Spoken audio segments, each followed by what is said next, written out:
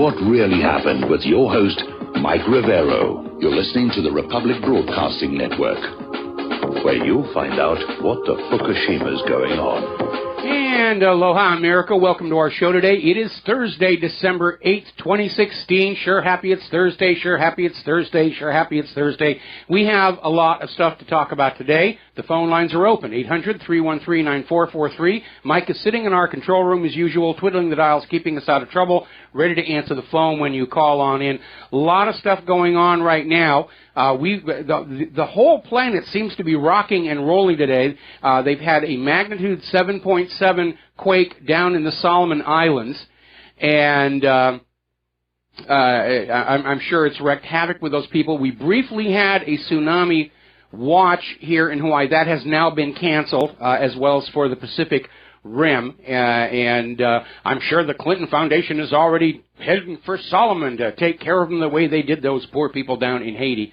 But there are a lot of quakes going on. Earlier today, we had a 6.5 off the coast of Northern California. They just had another one, not too big, 5.2 down in Chile. But it does make it look like the whole Pacific tectonic plate is kind of ringing with all of this seismic activity. So we're going to be keeping an eye out for more of this stuff going on here. All righty, now then. Former astronaut John Glenn has passed away. He was the last surviving Mercury astronaut. He was 95 years old, so I don't think anybody's going to say that he tragically died young. And, of course, he was very famous for being the first American to orbit the Earth. And I think it's a little unfair. Most people don't understand. There was one other American who went into space before John Glenn, and that, of course, was Alan Shepard in his suborbital flight. And then, of course, John Glenn had a very long career in the U.S. Senate, which was marred by the Keating 5 scandal. And so he has now passed away. The heroes of our childhood are fading into memory here. Today is the anniversary of the assassination of John Lennon. And if you're my age, of course, you will remember he was very famous for his band, The Beatles. But the official story, of course, crazed lone nut with a gun. But Lennon's son is convinced that John Lennon was the victim of a government assassination. And it's not entirely unreasonable because the establishment of Lennon's day were almost as afraid of Lennon as our current establishment is of Donald Trump. Lennon's popularity had spread beyond his music into his philosophy, and he'd written this song, Imagine, which was a hit all over the world, and it terrified the establishment because it postulated a world free from religious domination, the need for governments, the need for conspicuous consumption. So the entire status quo was very upset over his ability to convince the younger generation not to play along with all the little things that make the elites rich and allow them to be sent off to war. So he was a major threat to the status quo with his philosophy and his popularity. Now then, getting on to the recount circus, and it really is, the Michigan recount is now officially over. A judge has ordered the suspension of the recount. There had been several different legal challenges going on back and forth, and ultimately it came down to two things. One, having gotten so few votes herself, Jill Stein was deemed not to be aggrieved and not to have standing to order a recount at Michigan taxpayer expense, and the allegations of hacking by the Russians, there was no evidence of that. The other problem is, and you're not going to see this reported on the corporate TV national news, Michigan found so many problems with the ballots and ballot boxes that basically carrying out a recount was impossible. And they were finding all these ballot boxes that still had the official seals on them, and they had the wrong number of ballots in them. Some had way too many ballots. Some had way too few. In one extreme case, all the paperwork said this box should have 306 ballots, and it only had about 50 in there. Now, Michigan law says that if there is a discrepancy, that precinct cannot be recounted on the presumption that the discrepancy is evidence of trying to stuff the ballot box ahead of a recovery, which appears to have been going on in several places. So basically that was the other reason that they cut that down. And interesting story coming out of Breitbart pointing out that Michigan has now spent more on Jill Stein's recount than it would have cost to provide a clean water system for the city of Flint, Michigan. But no, it's Jill Stein has to have her recount. Well, they've cut it off, and they're going to let that go. So basically, there were a total of 5 states involved in this recount mess. Michigan, the recount is now stopped. Their electors are still for Trump. They're still going to the Electoral College. Wisconsin's recount has not significantly changed anything at all, and they are going to finish by the deadline so that they can proceed to the Electoral College. Over in Pennsylvania, there are some discrepancies, but not enough to trigger a statewide recount. And there's a hearing in court tomorrow. The plug may be pulled on that one as well. Now, there was another recount request out in Nevada, started by another third-party candidate. Now, Nevada is a state that Hillary won, and this candidate asked for a recount to try and offset Jill Stein only wanting recounts only in states that Donald Trump won. And so far, that recount hasn't come up with anything dramatic either, and will probably stop with the existing precincts being counted. Then there is finally that lawsuit by 3 voters down in Florida who are insisting Hillary Clinton won Florida because the Russians were hacking the election systems down there, blah, blah, blah, blah, blah, blah, blah. Now, over in Philadelphia, as the recount numbers do not work toward any success for Hillary, Jill Stein and her Green Party filed a lawsuit to inspect the election software in those electronic voting machines, which you could go over to Black Box Voting and get it here. But the election board rejected the idea. The judge agreed on that one. Part of the problem being that these private companies that set up these electronic voting machines have declared the software in them to be protected intellectual property, trade secrets, as if there's some big mystery about a piece of software that says, if this dot is penciled in, add 1 to this register tally over here. But that's the way the law is set on up. And even if you're looking at the source code for the software for the electronic voting machine, that doesn't guarantee that the executable actually in that electronic voting machine came from that source code. That's one of the weak areas of security.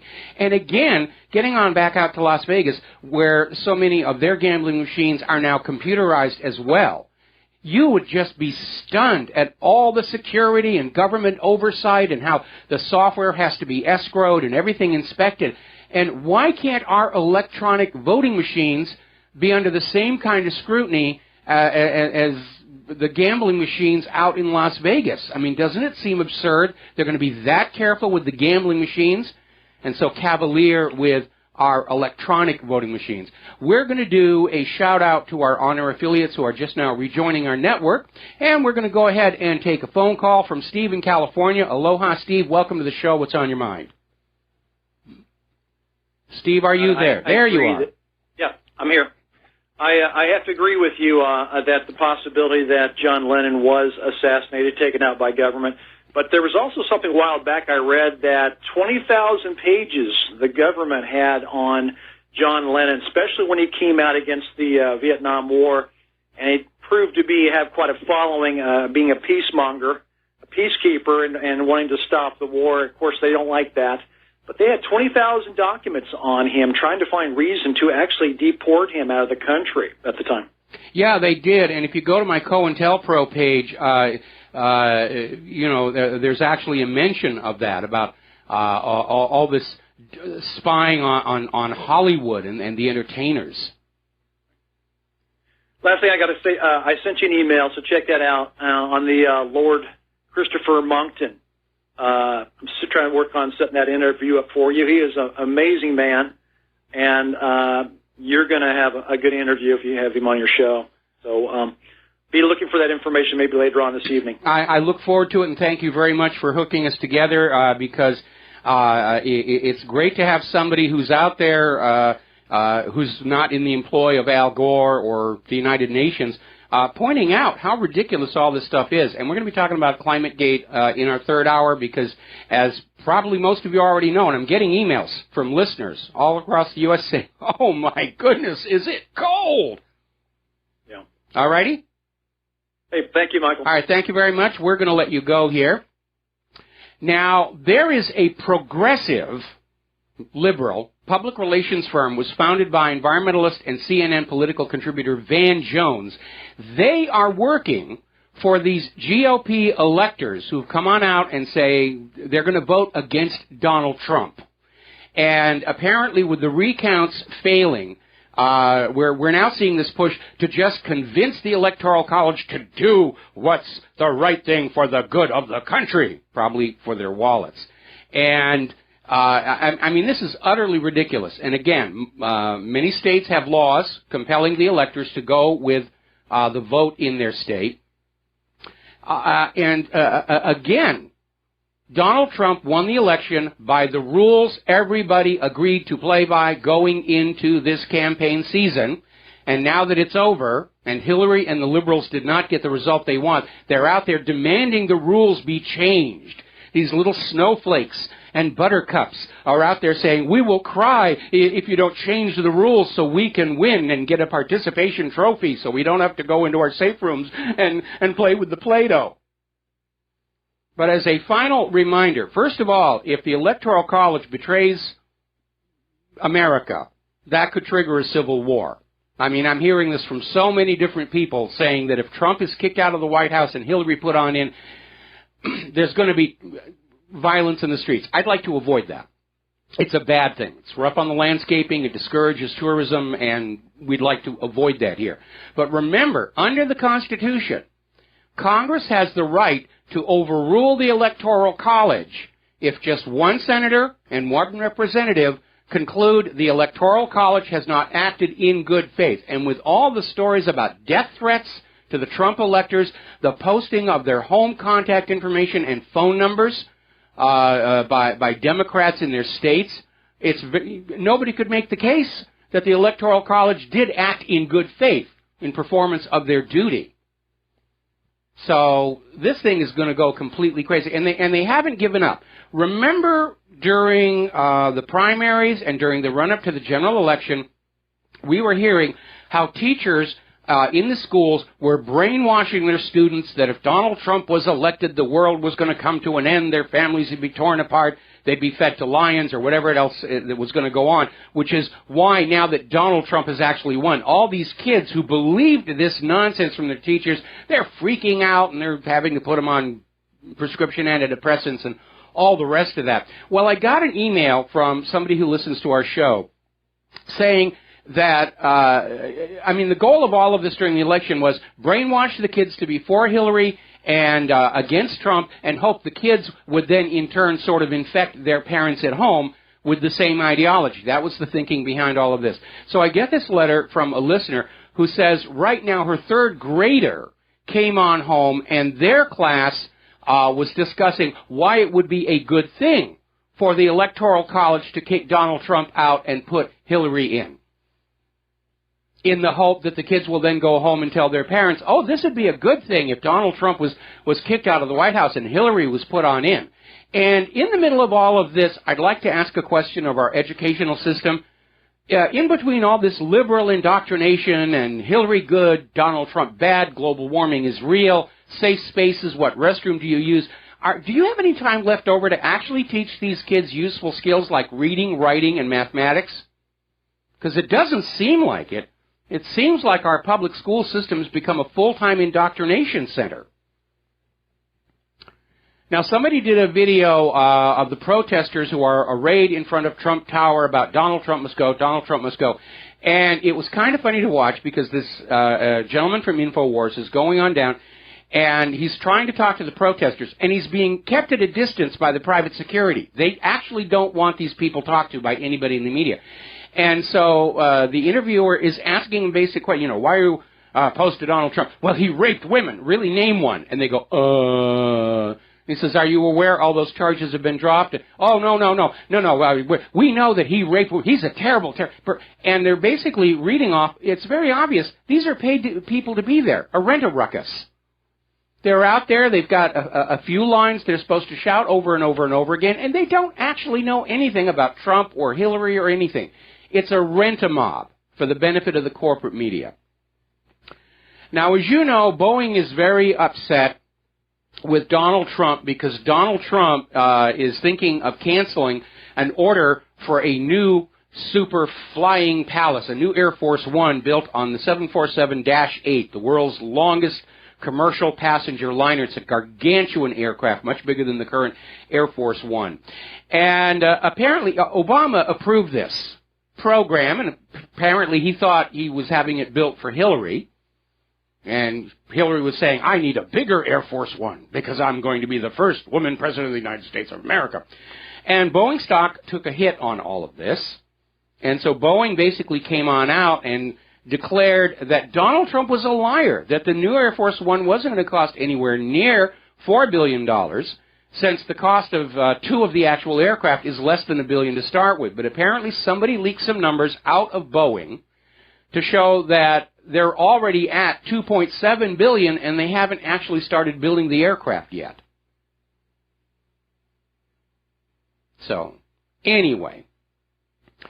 Now, as you know, General Mattis is drawing a lot of criticism by the Trump bashers. But the reality is his background, he is a real soldier. He's been in real combat. And he's out there talking about his philosophy and thinking about war. And it's actually a good one. It's very much in line with Eisenhower, who was the last president we had that actually served in a major war. And so Mattis, he's not about glory. He's not about America's greatness. He's very cautious. And like Eisenhower, he saw combat. Like Eisenhower, he understands it's something to be avoided whenever possible.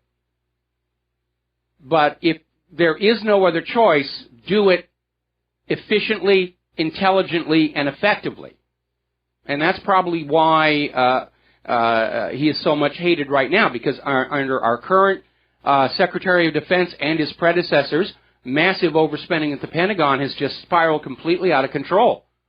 And right now, our military-industrial complex is manufacturing the most expensive weapons on Earth, and they're all very costly junk. And I'm wondering who in their right mind thinks that the U.S. is going to go up against Russia and China in a war with all these weak and easily offended liberal young people who have never touched a gun because guns are bad, and then equip them with weapons that fall apart in the field and are too expensive to repair more than one or two times. We're not in a good position to be talking about war with anybody.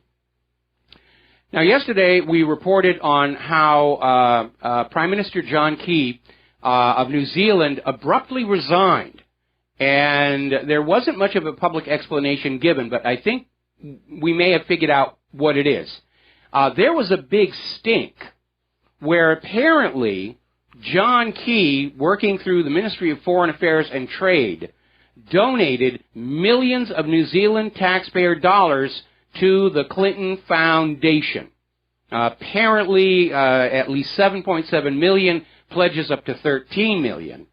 And that may be why Key has resigned, because pretty much the media everywhere else but the United States has already come to the conclusion the Clinton Foundation is a scam, it's a money laundry, it's a slush fund. And anybody who's donating to it is immediately suspect. And ever since Hillary lost the election, all these foreign donors have just shut off that tap.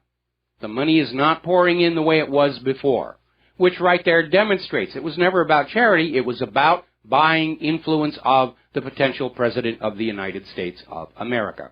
So, we're coming up here on a commercial break. We're going to stop for a few words, and then we'll be right back with news about the fake news. That's us. Whee! We'll be right back.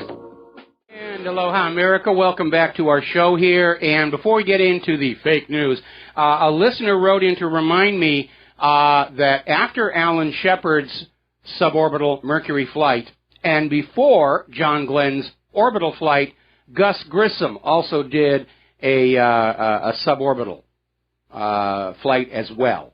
So, in fact, that may have been the one where he lost the capsule. I'm not sure. But, yeah, I mean, of course, we're talking about 1961, and I am getting old and everything. But, yeah, John Glenn was actually the third American into space.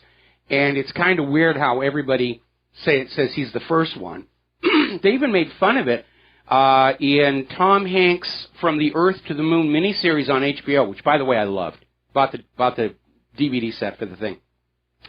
And they were doing an episode on Alan Shepard, who, after his one very brief suborbital flight, came down with an ear problem that took him off flight status. And he stayed with the program, stayed with the astronaut management, and eventually surgery was developed to cure his ear problem, and he got to take one of the last Apollo flights to the moon. And they have this scene where Alan Shepard is on the table in the operating room, and the doctor is telling the nurse, you know, that isn't that guy's real name. You know, this is America's first man in space. And the nurse looks at him and says, oh, I'd know John Glenn if I saw him. So, anyway, those were the days. Now let's talk about the real news versus the fake news. The Washington Post has now commented, updated their Russian propaganda story and kind of, sort of, maybe thinks it could possibly have been fake. And that's as close as we're going to get to the Washington Post retracting the story, let alone apologize. And I went back over to that propernaut.com. They've updated their report trying to justify the list. And as it turns out, the list of websites denounced as Russian propaganda agents was built simply from anybody who linked to Russia Today. That's it. That's it. We link to stories in Russia Today. We must be Russian stooges. I link to stories in the New York Times. Doesn't make me an American agent. I link to stories from the BBC all the time. Doesn't make me James Bond 007, licensed to link. That's it. That's the entire basis of the story. Well, the Pope has now weighed on in with this media and has basically said spreading fake news and smearing politicians is now a sin. It's a sin. Spreading disinformation is the greatest damage the media can do. So, the corporate media are not only going to be going bankrupt, they're all going to the dark regions where the devils will poke them with pitchforks, or at least make them spell check all their old articles. Now then, in the meantime, of course, over in the real news, the corporate media, the New York Times and the Washington Post are still pushing the fake news to justify U.S. wars of aggression in other countries. And you go back, and obviously the classic example nobody can argue about, the claim that Saddam Hussein had weapons of mass destruction, which led to that invasion of Iraq and thousands of people being killed and crippled and tortured to death in some cases. And they're still not apologizing for that one. Saddam hid his weapons of mass destruction. That's why we couldn't find them. He sent them to Syria. He sent them to Monaco. He sent them down to Australia. I mean, just constantly, you know, the corporate media is like the government. If at first you don't succeed, lie again. And that's what they do. Now, this whole attempt to demonize the independent media is getting into a very dangerous area. As you know, there was this obviously contrived shooting incident at the pizza parlor that was at the heart of the Pizzagate hoax, which led to a flood of corporate media articles saying, well, you know, the independent media is fomenting violence. More about this when we come back. And aloha, America. Welcome back to the show here. I'm looking on Fox News, and they're still going on about John Glenn. Like there's nothing else happening in the world today, no war in Syria that we're losing, no massive election fraud in Michigan. It's all John Glenn, all the time. And I did go back and confirm that yes, Gus Grissom's suborbital flight that preceded John Glenn was the one where the capsule was lost, Liberty Bell 7. For those of you living in and around Kansas, the Liberty Bell 7 was recovered from the floor of the ocean and has been restored and is, I believe, on display now at the Kansas City Cosmodrome, or the space museum that they have there. So, anyway, getting on back to the news here. As I mentioned, there is apparently a plan to try and create the image that independent media is leading to violence. And it began with this contrived shooting at this pizza parlor. Didn't get a lot of traction. Now they have another one, and this is where apparently down in Tampa, Florida, there's a 57-year-old woman who basically is out there. She was threatening to kill the parent of a victim in the Sandy Hook Elementary School massacre because she's been convinced by those evil independent media that there may have been a hoax regarding that. And this is already starting to look like a pattern. We're probably going to see more of these, where they're going to try and come up with any kind of case where, see, those independent media, they're causing people to become violent, therefore we should shut them down. Well, look at the corporate media's reporting of Trayvon Martin and George Zimmerman, and how they were saying, there's going to be riots, and how they fanned up the racial tensions in places like Baltimore. The corporate media has caused a lot of violence, including all these wars started with lies. Nobody talks about shutting them down. Now, as you know, there's a new Star Wars movie out called Rogue One, and it's already drawing a lot of criticism. And partly it's because apparently Star Wars Rogue One, the producers and actors behind it, are launching a protest against Donald Trump. And this is coming on top of criticism about how the Rogue One storyline appears to be a very liberal, the multicultural and strong women are going to defeat the white supremacist galactic empire. And people don't go to the movies to be propagandized or lectured to. And we've all had the liberal stuff up to here at this point. It's burned out. And I'm not planning on seeing this movie, even though I'm a huge fan of the original Star Wars. And Claire and I were at a local toy store yesterday getting some last-minute Christmas gifts. And all of the Star Wars Rogue One toys are just piled up right by the entrance. You can't avoid seeing them walking on in. They're all over the place. The new updated version of the Stormtrooper's helmet. It's $99. I mean, come on, guys. Anyway, huge. These monolithic piles of all these toys. Nobody was even stopping. Nobody's buying. It's just, they burned out on this whole thing. Over at Breitbart, they're now under attack. The Washington Post smear notwithstanding, this attempt to demonize independent media as inciting violence in the population, there's an economic war out against the independent media. We've already heard where Google is now shutting off ad revenues for their customers. Same thing with YouTube. They're ending the advertising and sharing of revenues on videos and sites that don't conform with the liberal ideology. And apparently 78 companies have now blacklisted Breitbart News, trying to basically shut them down for daring to stand up and say Donald Trump did win this election by the rules everybody agreed to play with.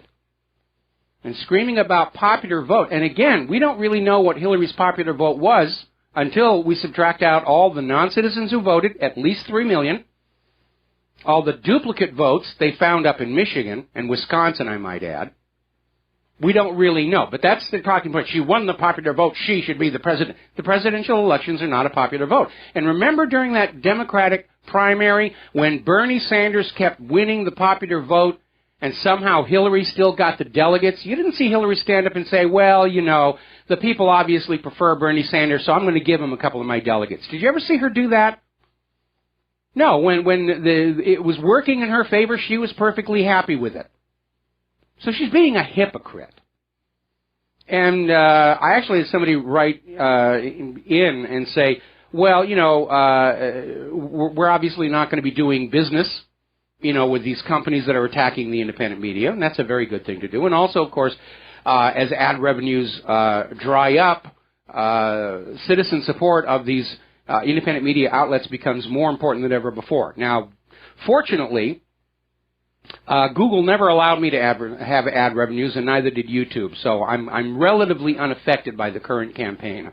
I'm very, very happy to see. But as James Corbett is saying, the war is on. The war between the establishment that has built itself with lies, fraud, and deception, and the American people who are standing up and demanding the facts about what's been going on in their country. What has the government really been doing with their money and their children's lives? And there's a real rush going on here, because as it looks more and more like Hillary's attempt to derail the Electoral College has fizzled, people are turning to Donald Trump and saying that he will support the independent media.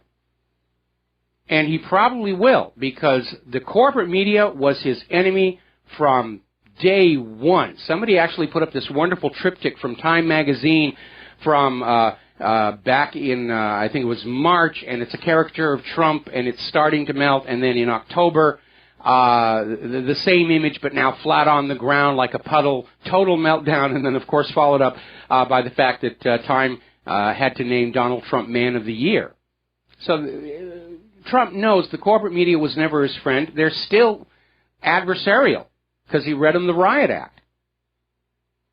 And Trump is going directly to the people with his Twitter channel, his YouTube channel, probably the Trump media company that his son-in-law is getting ready to set up. They're going to bypass the old fossil dinosaur corporate media. Donald Trump did an interview with Alex Jones, thanked Alex Jones for his support. The writing is on the wall. If they can't shut down the independent media before January 20th, 2017 will be the year of the independent media. And I'm not the only person who's saying that. Paul Craig Roberts is out with another article saying the tide is turning against the oligarchs. They've had the American people snookered for much of a century now between lying corporate media, private central banking, and now the American people have awakened.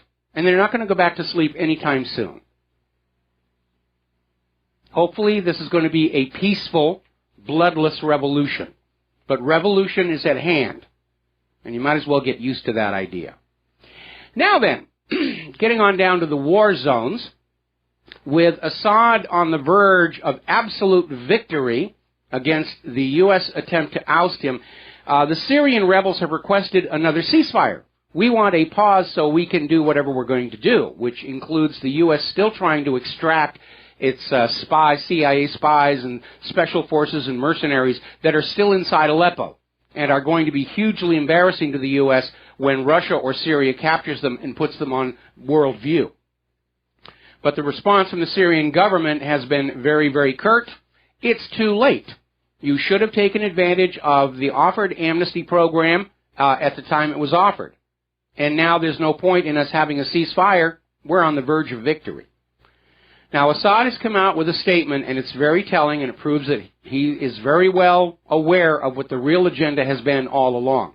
And he's saying the failure of the Western states and Turkey in Aleppo means the entire grand project, the transformation of the Middle East, the capture of all the resource-rich areas and shackling to the dollar, that has failed as well. Because remember, Wesley Clark blew the whistle on this thing back in, I think it was 2005, where the U.S. was going to regime change or conquer all the oil nations of the Middle East and shackle them to the U.S. dollar to maintain the U.S. dollar's hegemonic domination of world trade and banking. And the U.S. is about to lose in Syria, has lost in Syria. Our first major defeat since Vietnam. And we never really did get into Iran, did we? So it is starting to come apart. Now, Turkey, perhaps I should call them wild turkey, in honor of that particular alcoholic beverage my grandfather used to share with Richard Nixon. Apparently, a Turkish deputy, Binali Yildirim, is out there demanding that 18 Greek islands in the Aegean Sea actually belong to Turkey. And he's now out there saying, I'm going to raise the flag of Turkey on these 18 islands. And that is going to cause yet more consternation. I wish these people would sit down and say, you know, I'm getting tired of this war as much as the ordinary people here. Meanwhile, the U.S. Navy has announced that in order to get around the Montrose Convention, limiting how long they can be in the Black Sea, they're now going to start additional Black Sea patrols on a rotating basis.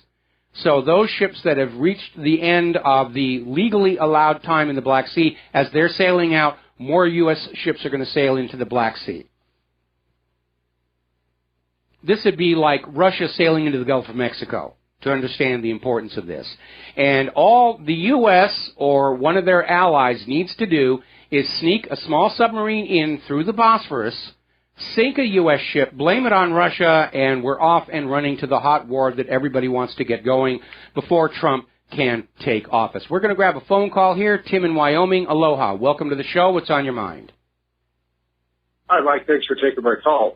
We were talking yesterday about, or you were actually, about Android phone security. You said your wife has an Android and you have major problems with it. Now, I wanted to bring up something that most people don't pay much attention to when it comes to Android phones, when it comes to the security of the phones. There are a lot of permissions that the applications will ask for. And a lot of things that they ask for. I mean, I read every single thing all the permissions that they ask for. When it says that it wants to use your storage, it wants to use your microphone, your camera, your location, your data, whatever it happens to be. And I generally, well, not generally, almost always, probably 90+% of the time, will either send an email to the company and ask them why. I usually get a reply, but I'll ask them why they need these particular things or think that they need these particular things, and then they'll sometimes give me an answer. But in the case that when a phone does things that you don't want it to do, I mean that's the main thing you have to look at is the permissions that the application supposedly need. And they say when it comes to Android, when it comes to the Google Play Store, if you will, they say that sometimes the applications will have other requests for permissions that will be added at a later date, and it doesn't tell you what those will be. It could be anything. Well, let me step in here for a little bit. First of all, the problems with the Android that Claire is using aren't related to security because neither of us keeps any kind of confidential information on our smartphones. There's no bank account information. There's no passwords. We're just using them as phones and cameras, basically. I have since found out that one of the problems with Android, at least as it's implemented by Samsung, is that it automatically is constantly preloading apps into memory. So that if you click the icon, they're going to pop up a lot more quickly, and you think the phone is really hip and performing very, very well. The problem is these are applications my wife never uses, and there doesn't seem to be any way to turn off the preload. But beyond that is a larger issue, and I'm giving my age away here. But I was born at a time where you went to a store and you traded your money and you bought something, a phone, a TV, a radio, whatever. You brought it in, you plugged it in, you turned it on, and it did things for you. And for some reason, our younger generation has been brainwashed or acclimated to accept products that require constant tinkering, patching, update, upgrade. We're spending more time working on our appliances than they spend working for us in many cases. One example that really annoys the heck out of me is our big screen TV, because we'll be watching a movie or a TV show, and right at the part where we're going to find out what's really been going on here, there'll be this pop-up in the middle of the screen. The Smart Hub has finished its update. do you want to start it now? And that is so annoying. Again, it's something that people seem to have been gotten used to. But you need to look back and realize there was a time when your appliances worked for you and not the other way around. And we need to get back to that, because all of this tinkering and patching and update and upgrade and everything takes time away from more productive pursuits. We're spending more time working on our computers than getting work out of the computers that we can use to earn a living with. Right.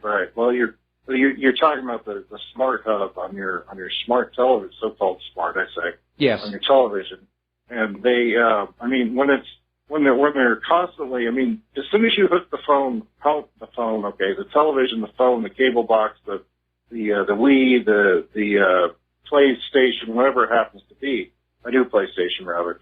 Whenever you hook one of those things up, I think they use a Wi-Fi. They hook if you have Wi-Fi at all, they automatically access your Wi-Fi, and so they're automatically hooked to the internet somehow.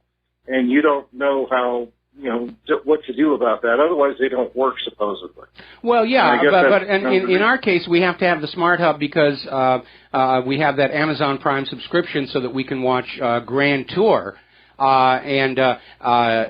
Nothing automatically hooks to Wi-Fi in our home because of the way our security is set up. We have to specifically allow any Wi-Fi device to access our router. We actually have two routers. We have a guest router that hits the outside net but doesn't go inside our firewall, and then we have our main Wi-Fi, which is really very much locked down. So we have to have that on. But why do they need to pop that up in the middle of a show? And like I said, we need to get back to a mindset where our products work for us and not the other way around. Got to let you go here, Tim. Got to take a break for commercials. We'll be right back. And aloha, America. Welcome back to the show. And we're going to go to another phone call. Janet in Kansas. Aloha. Welcome to the show. What's on your mind? Hello. You're on the air. I'm going to ask you a couple of questions. Yes, hello. I wanted to ask you a couple of questions. Number one, about Syria. Towards the end of the were caught in a cauldron and they were being annihilated. And, Janet, you're going to have to go back and start that sentence again because we had a momentary interruption where you dropped out and I lost you until cauldron. So could you start that over again? All right. Towards the end of the battle in Aleppo, the number of those rebels affiliated, some of them with the CIA, trained and supplied and funded by the CIA, some of them by other Western entities, who knows, that they were in a cauldron and being annihilated and were fighting amongst themselves. And they were not given, Russia had already told them, if you harm any of our people with a colonel and a whomever, it's over. Janet, I'm sorry, your phone keeps, Janet, listen to me, your phone keeps cutting on out, so what I'm going to do is ask you to hang up and try and call back in because there's something going on where we keep losing you, okay? Okay, I will do that. Bye. All right, bye-bye. All right, let's switch over to Francis in North Carolina. Aloha, welcome to the show. What's on your mind? Hello, aloha to you. Aloha. Hope warmer. I'm sorry. What's going on?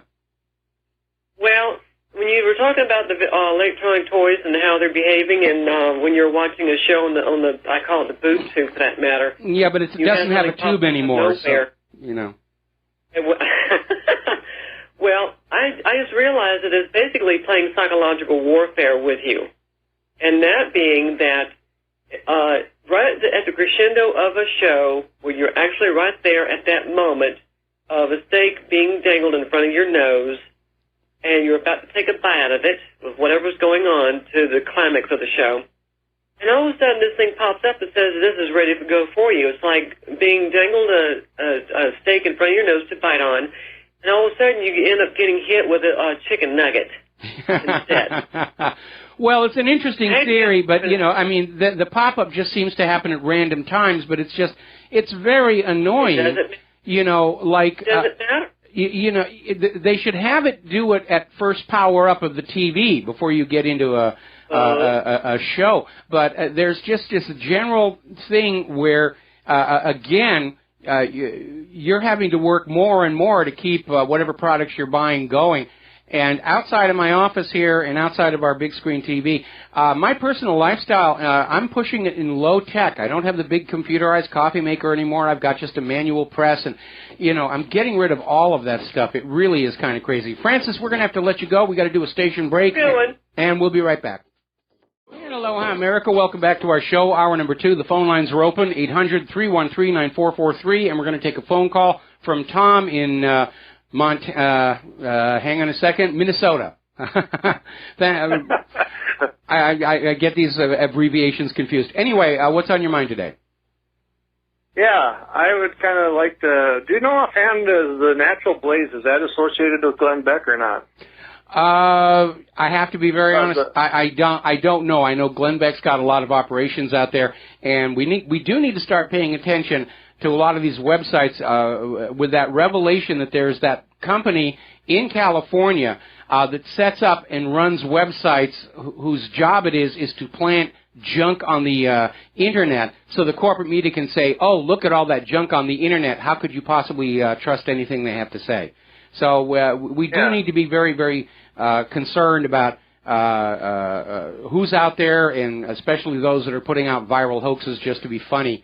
Or again, for disinformation. There are a lot of websites that are already well known as being completely untrustworthy, and people, after a while, they begin to develop a sense of what's working and what isn't working.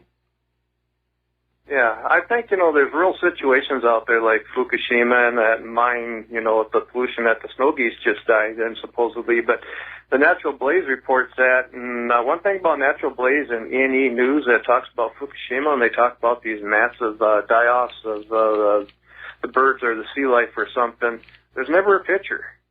They're talking about all the beach is littered, or this pit is littered with things. And it's like, why isn't there one picture? Yeah, I'm looking at their page right now, and I'm seeing pictures that are very, very generic and not actually of the story itself.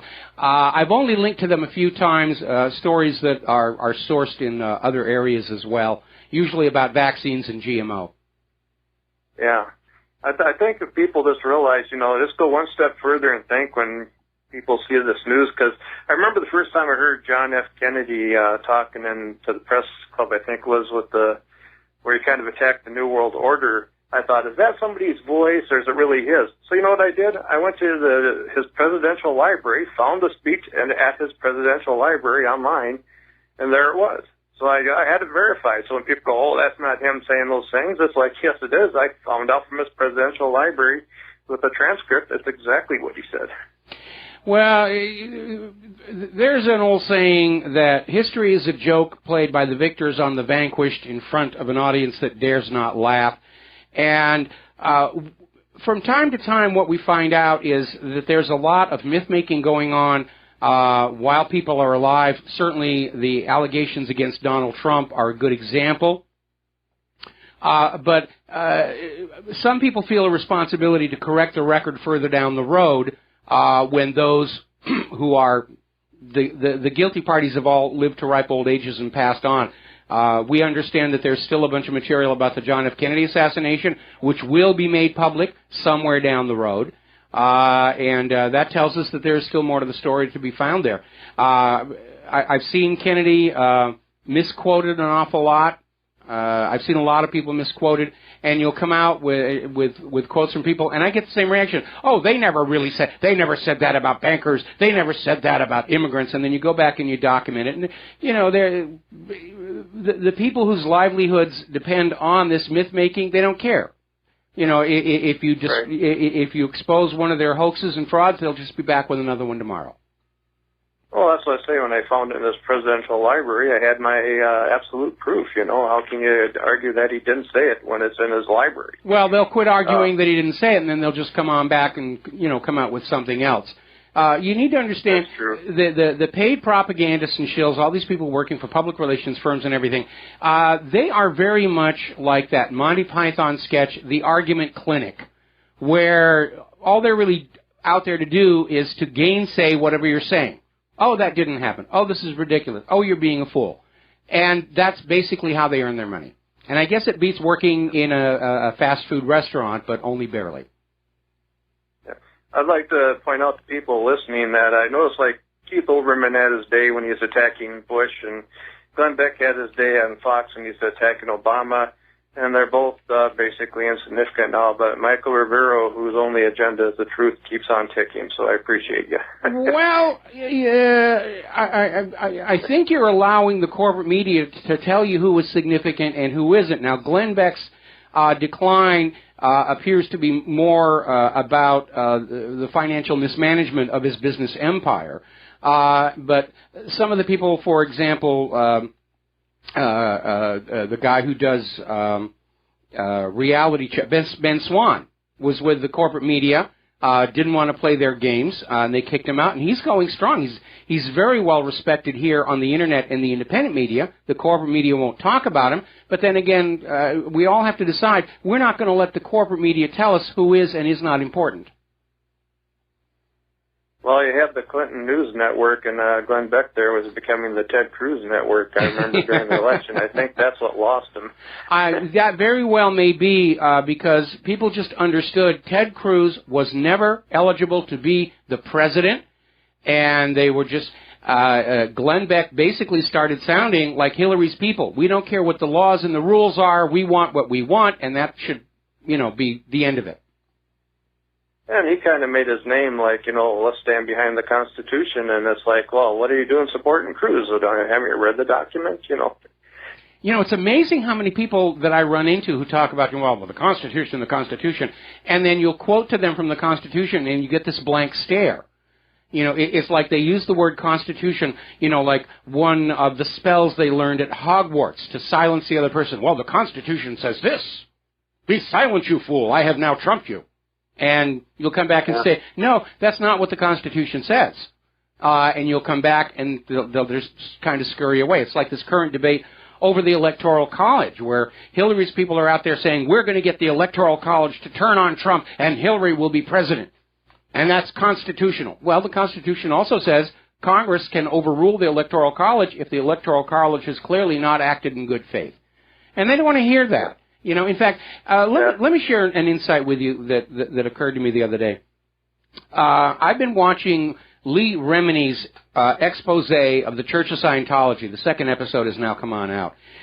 And it is a real shock to see the tactics being used by the Church of Scientology, and then realize you're seeing the exact same tactics being used by Hillary's supporters. And you come to realize the same psychology is behind it, because Hillary has been running her entire campaign as a personality cult. Everybody worships the Empress Hillary. And Scientology, basically its adherents or suckers, whatever you want to describe them, they walk around with this absolute assumption of superiority to everybody around them, coupled with this idea that whatever they're doing is for the betterment of the entire earth, and therefore anything they do is fully justified and explainable in terms of we are helping the earth become better.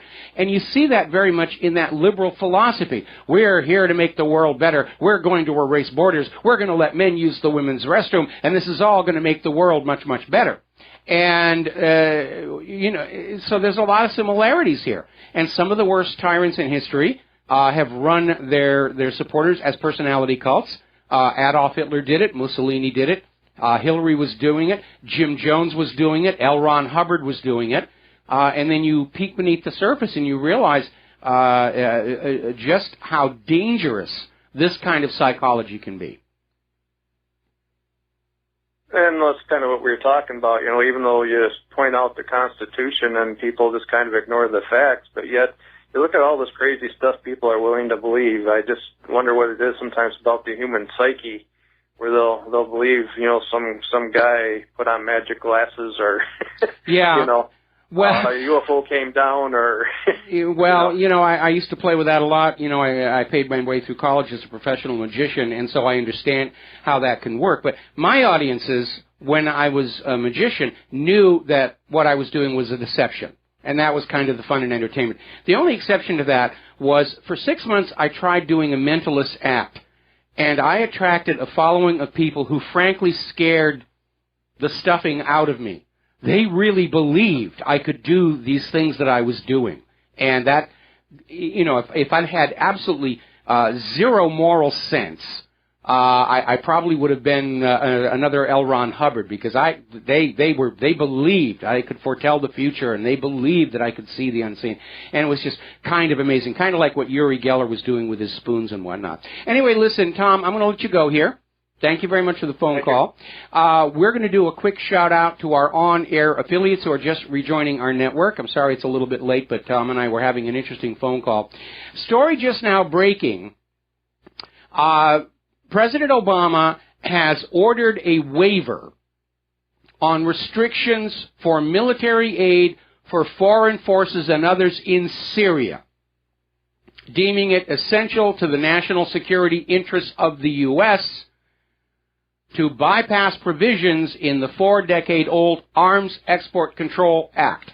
There are laws that say the U.S. cannot just send weapons hither and yon across the globe, and Obama has basically said those rules don't apply for Syria. So it is very obvious that the U.S. is in fact planning some kind of a stunt to try and turn the tables inside Syria, and by doing so, of course, they are risking full-on conflict with Russia. And that is very, very, very dangerous indeed. This nation is not ready for a major war against an equivalent power. We don't have the money. We don't have the manpower. Even with all the foreign refugees and illegal immigrants who are not going to be effective fighters because they don't have an emotional bond to the United States. We don't have the manufacturing to sustain the supply of military supplies which vanish like water through your fingers in a war zone. And we don't have the moral authority, going on back to Sun Tzu and the art of war. Our weapons are hideously expensive to buy. They don't work very well. And our children approaching military age have all been turned into these weak, easily offended, shocked, needed safe space pansies by the liberal school establishment. We don't have what we need to be fighting a major war against Russia or China, and these maniacs are still going forward with that. All right, let's talk a little bit about the economy. Yet another fraud has surfaced in the banking centers. Deutsche Bank is providing smoking gun proof of massive rigging and fraud in the silver market. And this goes all the way back to April, when Deutsche Bank had agreed to settle allegations it rigged the silver market, and they settled for $38 million, which none of the people who got cheated ever saw, and it just went from Deutsche Bank to the government. And apparently the other members of the manipulation cartel have turned on each other, and Deutsche Bank is now providing evidence against the other banks and financial institutions that were involved in rigging silver prices. Now, as you know, Wells Fargo is dealing with the aftermath of these 2 million fraudulent cases where Wells Fargo employees were opening fake accounts in their customers' names. And the accounts existed solely to charge them fees, which in some cases made the customers overdrawn, which resulted in more fees, overdraft fees. And in some cases, the customer's credit report got a black mark, which can have serious repercussions. It can cost you a job. It cost you a loan. Even your house if you can't refinance the mortgage. Huge amounts of destruction. Wells Fargo is now trying to convince the judges that all of these accounts that were fraudulently opened included the standard Wells Fargo arbitration agreements, where if you are signing up for a Wells Fargo account, you're required to sign this agreement saying that you will give up your right to sue the company, and you will be forced to have your case heard by an arbitrator paid for by Wells Fargo. Gee, think they're going to be objective and unbiased? And Wells Fargo is trying to convince the judges in this case that even those arbitration agreements were forged by Wells Fargo's employees, that they still should be legally binding, that all these customers who were harmed by all of this activity shouldn't be allowed to sue Wells Fargo, but instead submit to Wells Fargo arbitration. I mean, talk about fascism fully on display here.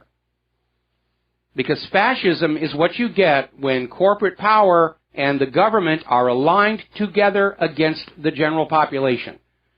And the last word is that apparently the judges are saying, well, you know, there's a valid argument here. We can't let these people who got cheated by Wells Fargo sue Wells Fargo out of existence. That would be wrong. No, it would be right. It would return the law of evolution to our financial centers. We need to let financial institutions that commit crimes or just make bad business decisions go out of business and make way for new institutions under wiser, more prudent management. That's how progress is made. Other countries are jailing their crooked bankers. Some countries are actually executing crooked bankers. We need some of that here. Instead, in the United States, every time a banker commits a fraud or a crime and it goes bust, what does the government do? They take trillions of dollars from the American people and give it to the banks so the banks can then loan that money back to the American people at interest. Does that make any sense at all to anybody other than a banker? Now, getting into the Christmas shopping season, a lot of people are looking at Sears, and Sears has been in trouble along with the other major retail chains. And part of it is simply that, again, the American people don't have any money to spend, even for Christmas. And apparently 2 of Sears' top executives have now resigned their positions this week, which is accelerating speculation that Sears is about to file for bankruptcy. This is from Business Insider. And I think the speculation is that unless Sears has an absolute runaway successful holiday shopping season, that they will be gone next year. Another iconic American business falls victim to the economic mismanagement of this country of the last 30 years. And what do we get from the government? Oh, the economy's fine. We only have a 4.6% unemployment rate. And look at the stock market. They're all doing great. If you're hungry and starving and lost your job and your business and don't have any money, it's got to be your own fault. And really, you shouldn't criticize the government. At which point we come back with Teddy Roosevelt's admonition that criticizing the government is the natural right of all Americans and their duty. Now, down in Texas, they're beginning to feel the pinch down there as people have less and less disposable income. And it's not just the oil bust from that ridiculous, poorly thought out oil price war with Russia. Sales tax collections in November, pardon me, got a frog in my throat. Sales tax collections in November fell 2.7%. compared to a year ago, and are down almost 6% year to date. The Texas people don't have money to go to the store and buy things.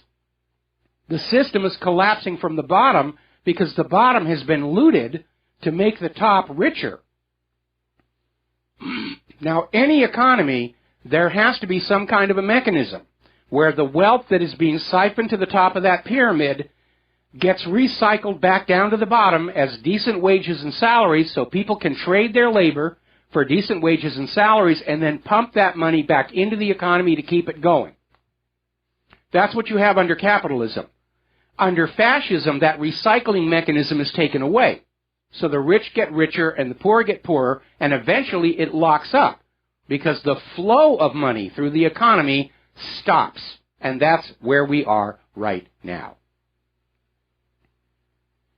one of the more alarming things we need to consider right now is the total amount of debt in the world is 3 times the global gross domestic product, which means it can't ever be paid off, and it means every bit of property is somehow or other pledged as collateral to the holders of those debt. Somewhere, somehow, someplace. It's going to have to be written off. Why not do it now? We'll be right back. And aloha, America. Welcome back to the show here.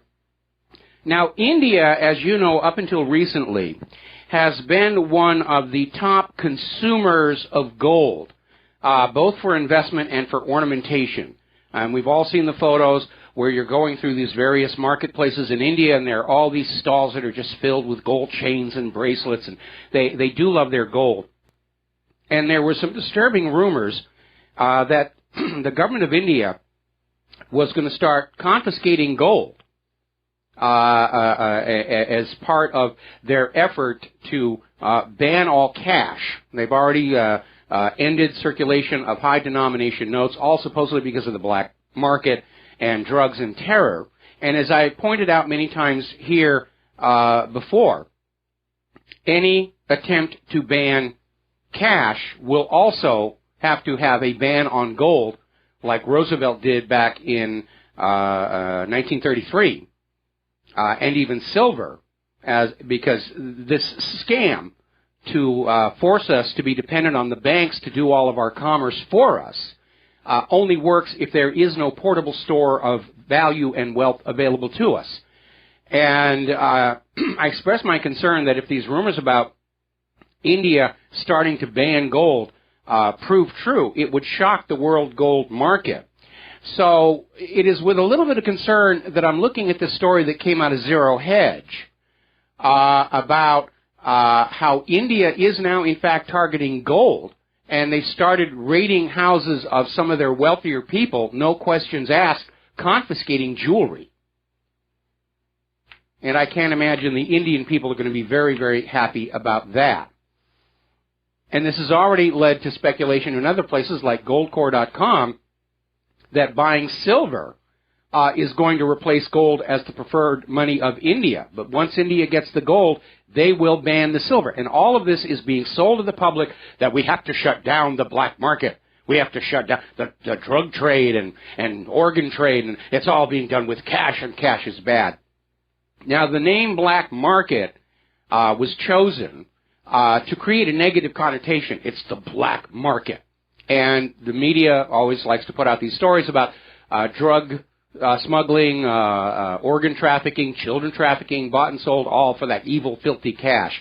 But technically, the black market is any transaction that occurs outside government monitoring and bank profiteering. If you sell your old computer on Craigslist and are paid in cash, leaving no record, technically that is also the black market. Now, the goal here is not to curb all these illicit trades, especially in drugs, when you have so many in government that profit from drugs, but to force ordinary citizens into dependence on the banks to handle their commerce for them.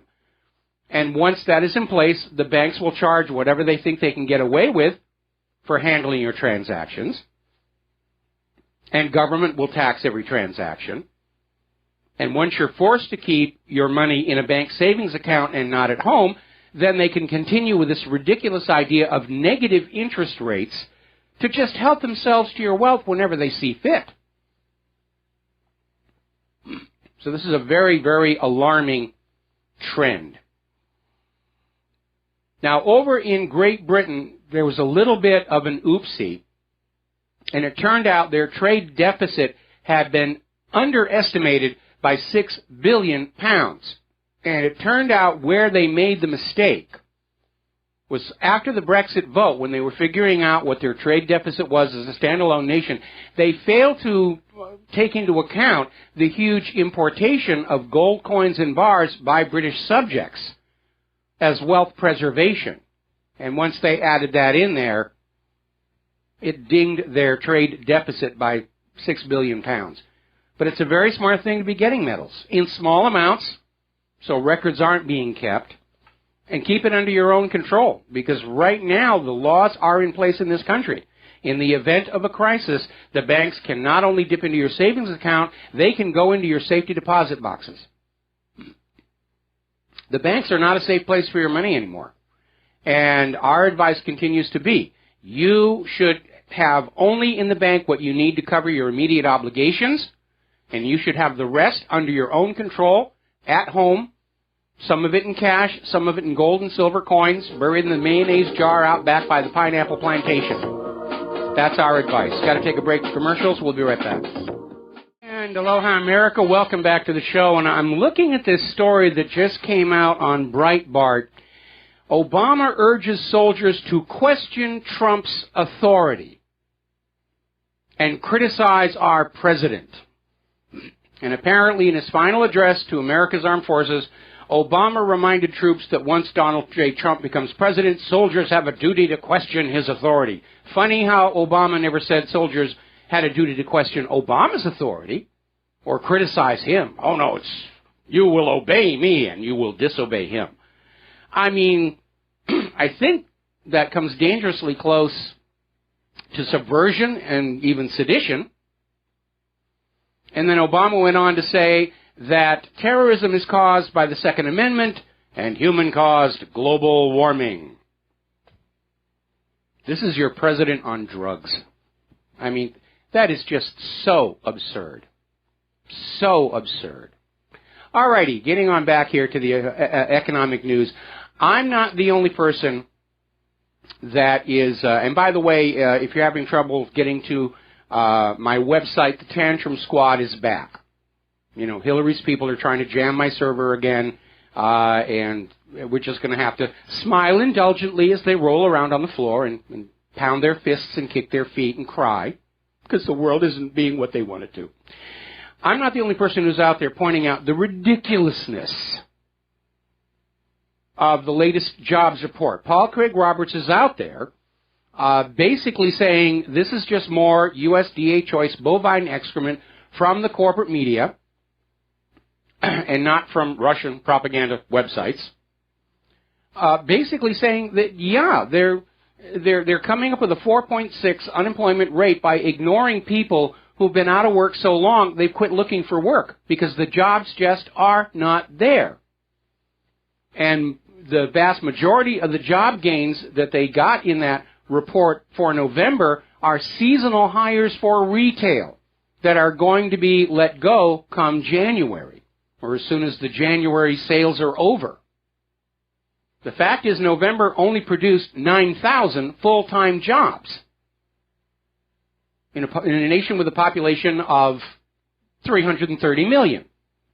It's not really significant. And that's another classic case of the government lying to you. Our real jobless rate is already way beyond the jobless rate of the 1930s depression.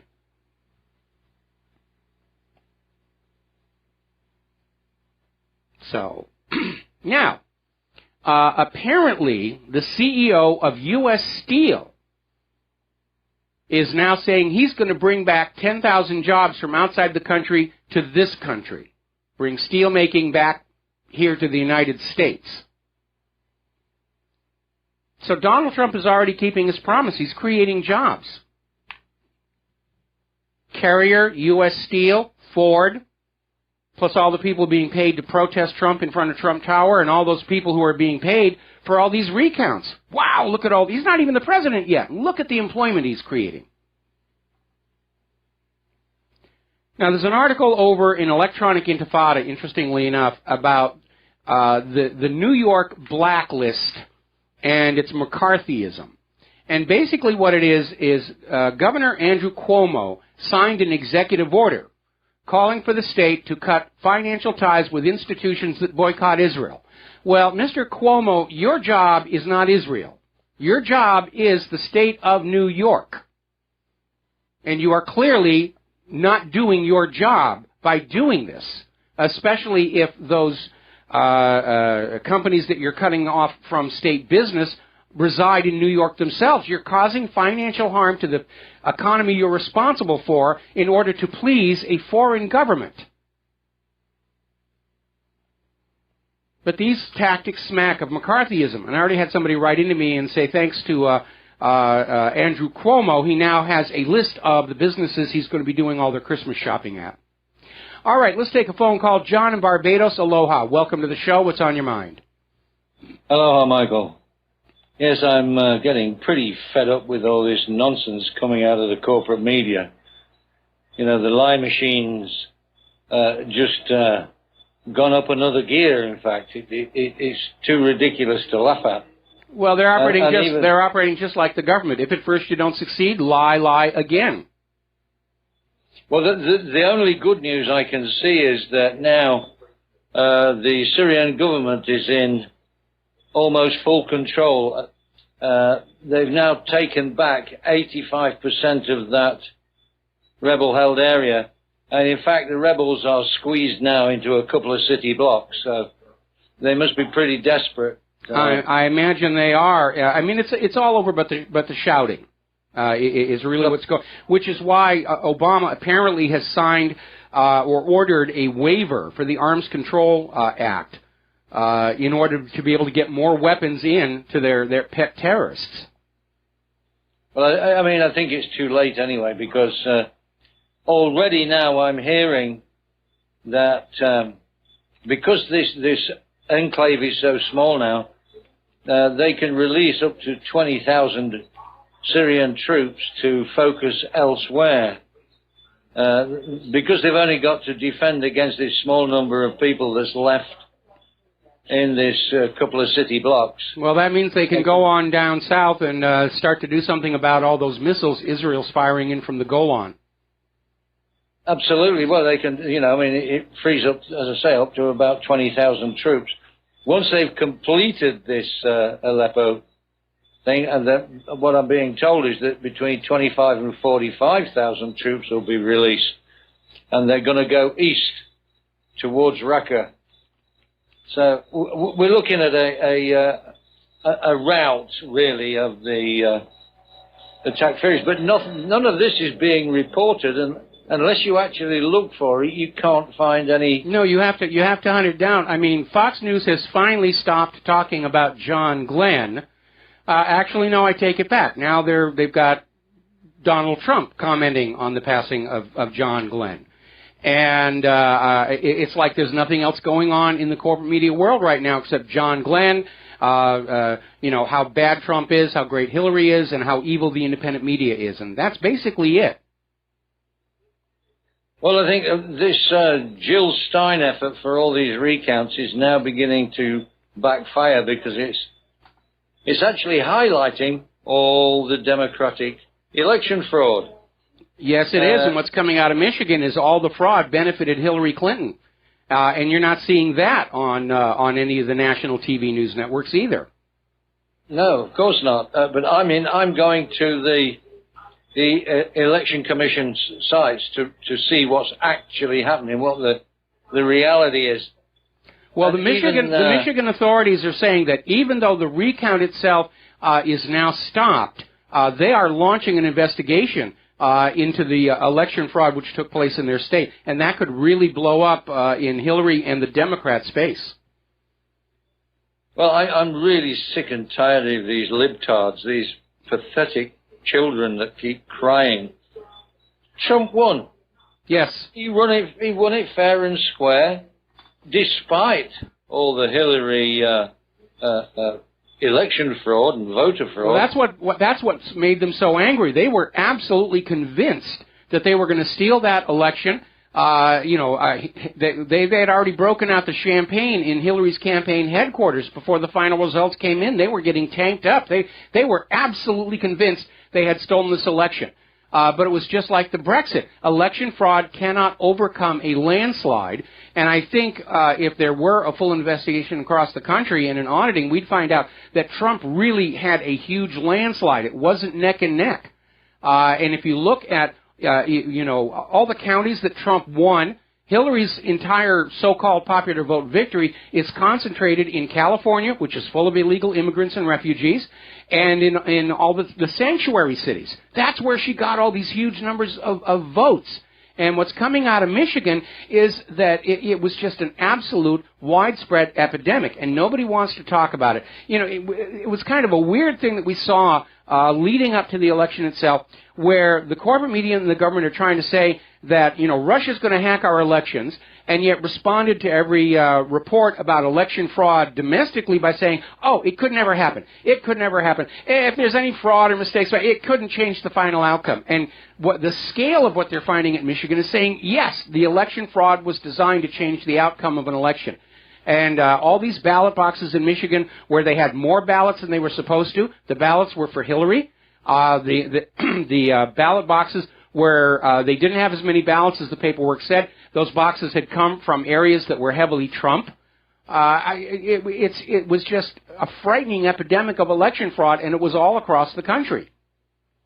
Well, I think the major cities, I think Detroit, Michigan, was a prime example where, the actual record of votes cast and placed in a ballot box didn't match the numbers that were actually found when they did the recount in that ballot box. Detroit was, half the precincts in Detroit were invalid for the recount because the number of ballots in the ballot boxes didn't match the paperwork for that ballot box. And whoever was in there playing with the ballots apparently had replacement seals, because it looked like the seals were intact. And it may not have even been that, because if you go back and you look at the documentary Hacking Democracy, Bev Harris demonstrated in one place where whoever ordered the seals for the ballot boxes chose a glue that you could peel off. And that, of course, completely negates what a seal is supposed to be about. Once it's sealed, you can't open the box without damaging the seal and revealing that the box has been opened. But Bev Harris went into one of these boxes with a seal on it, and she picked up the edge of the seal, and she just peeled it right back and opened the box. And then she put the seal back over, smoothed it over, and there was no trace that the ballot box had ever been opened. Well, this whole election in America has been a travesty of democracy. It's not democracy at all. It's who's got the biggest voting fraud system. Third world dictatorship propped up by a lie that our votes actually matter. But if Hillary's attempt to steal the White House crumbles and Trump isn't assassinated, we're going to have 2 years where everybody in America is going to have to stand up and say, look, we had Florida 2000, we had this absolutely humiliating and embarrassing disaster in 2016. It's time to overhaul the election system from top to bottom, to have national standards, to mandate voter ID, to have, the little bottles of blue to dip your finger in so that you don't vote more than one time.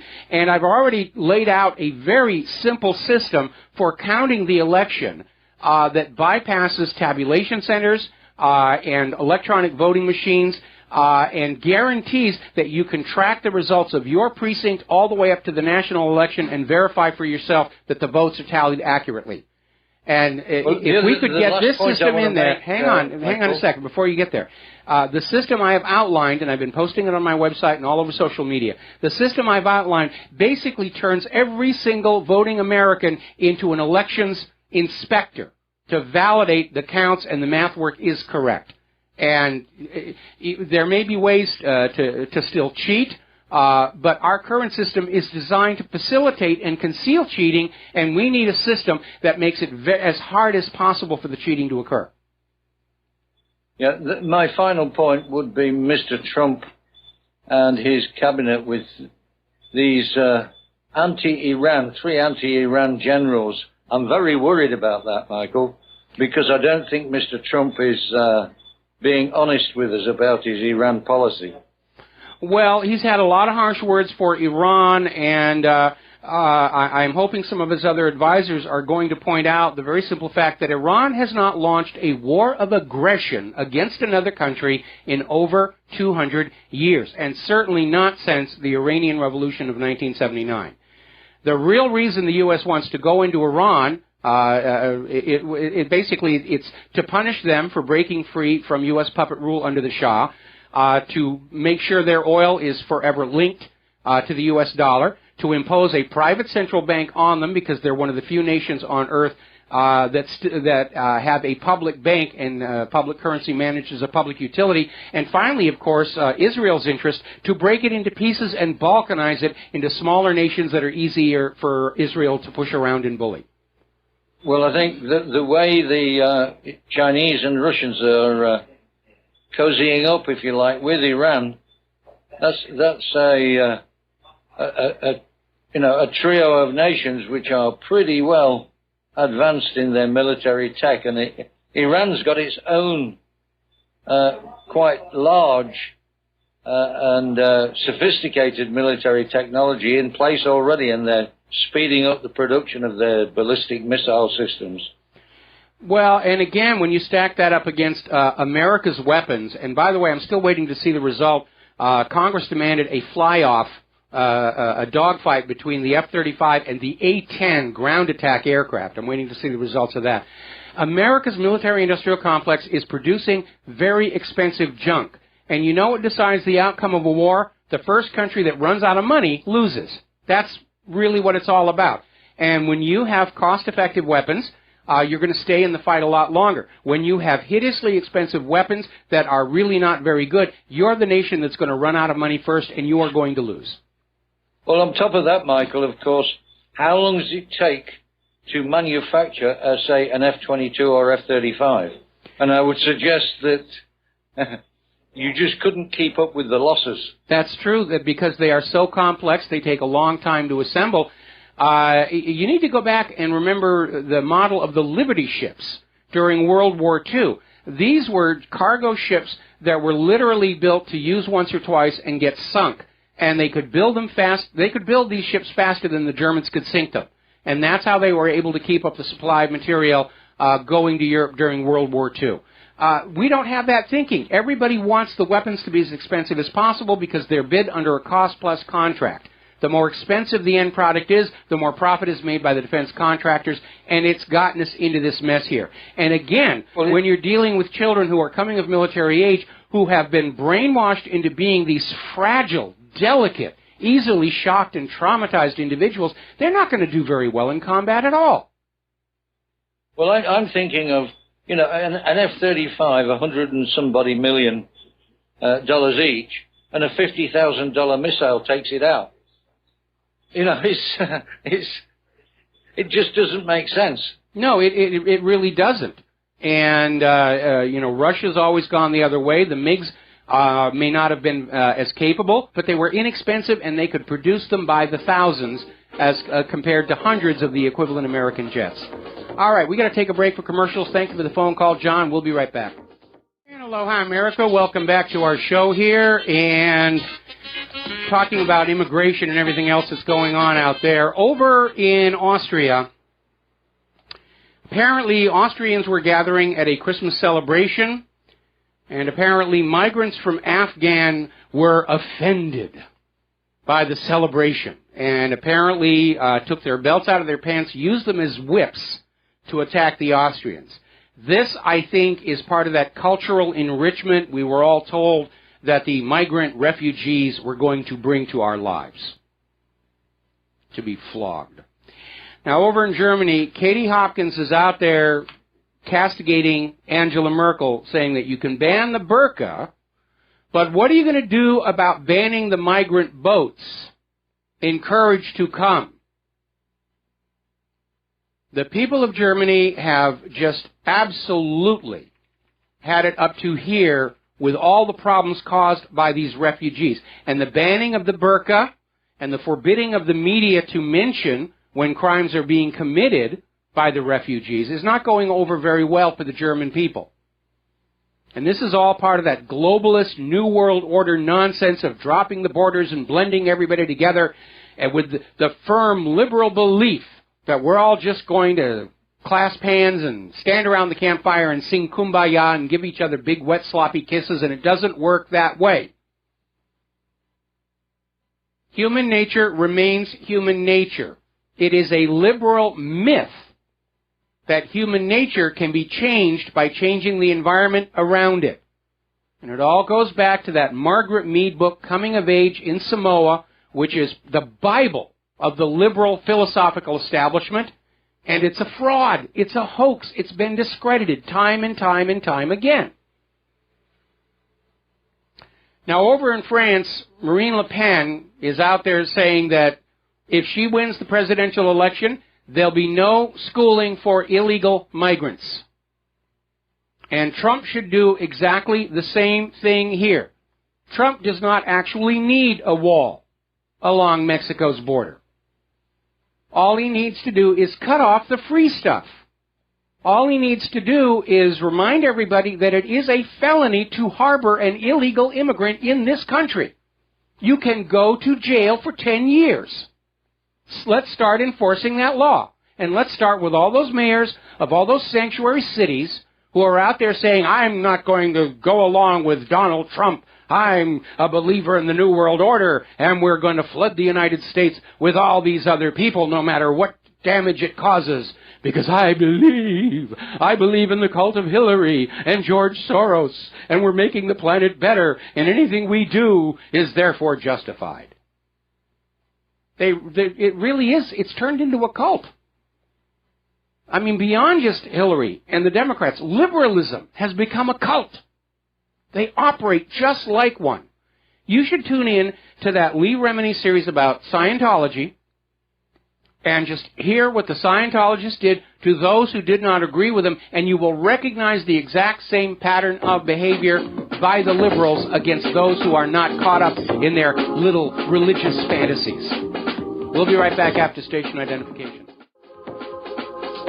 And aloha, America. Welcome back to our show, hour number 3, and the phone lines are open, 800-313-9443. Pope Francis, along with saying that media that puts out bad information and smears politicians, they're all sinners and they're going to go to the dark regions, is also out with something that's a little bit more somber. And he's basically saying it's time to face up to the fact that we are in the Third World War. And sadly, I agree with him, but I guess now that the Pope has said it, it's official. We're in World War III here. We're going to go ahead and grab a phone call. Steve in Virginia, aloha. Welcome to the show. What's on your mind? Yes, hello. Thank you very much. We had some concerns here recently about some of the cabinet picks, and in particular, Mnuchin, with his background of Goldman Sachs, and kind of wondering about some of the other ones, but this one in particular, I was wondering if you had any comments about that. I don't know. We'd heard that, and I'd have to check this. I wish I knew more about it, but that the founders actually warned against the wrong person being appointed Secretary of the Treasury, someone with who actually came from a investment or banking background. Yeah, there were founders. There were founders who said that. Believe it or not, in the early nation, there was actually a law saying lawyers could not be in the Congress, and of course they got rid of that one real quick. Yeah, yeah, but I was wondering, is there? Well, let me put it to you this way. Having a banker in charge of the Treasury is like having a drug addict in charge of your local pharmacy. You're not going to get a good result. Yeah. Okay. Yeah, we... do you think that these people who represent I could say the dark side, are they surrounding Trump and trying to move in and get their... well, they've been doing ideas. that. Yeah, they've been doing that ever since Trump won the election, and Chris Christie was trying to help them, which is why Christie got demoted, and Christie's original suggestions thrown out. But Donald Trump, unfortunately, because of the realities of the campaign, he does owe a lot of favors to some of his top backers, and I'm sure that his top backers had made deals saying, "I will give you all this money for your campaign as long as I get to pick." Who you're going to nominate for this or that official. In any event, it's going to be a bit of a circus, because we're already hearing that the Democrats in the incoming Congress have already pledged they're going to delay confirmations as much as they can and just run interference and block Trump at every possible opportunity to jam up his administration so it can't do anything in those first 100 days. Yeah. It sounds, I guess we shouldn't be surprised about that attitude on No, but we should part. be disgusted because, these people are so caught up in their own wealth and power and authority and ego, they're forgetting the job they're actually supposed to be there for. And I would have really been very happy if more of those old incumbents had been given the heave-ho like John McCain, but I think it would be foolish for us to presume that all of this massive election fraud that is now surfacing in the recount states was confined only to the presidential election. Yeah.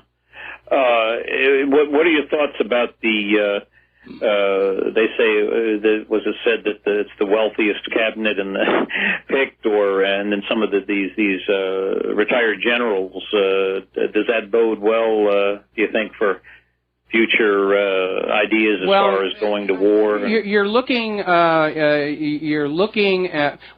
General Matisse, as I mentioned earlier in the show, strikes me as being very Eisenhower in his thinking. He understands combat is bad. It should be avoided whenever possible, but when it can't be avoided, war should be conducted as efficiently and economically and straightforwardly as possible to minimize casualties and costs. So that's a good mindset to have as Secretary of Defense. It's certainly quite the contrary to Ash Carter and his predecessors, who were very much tied in with the military-industrial complex. But in terms of the wealth issue, you need to take into account the effects of inflation.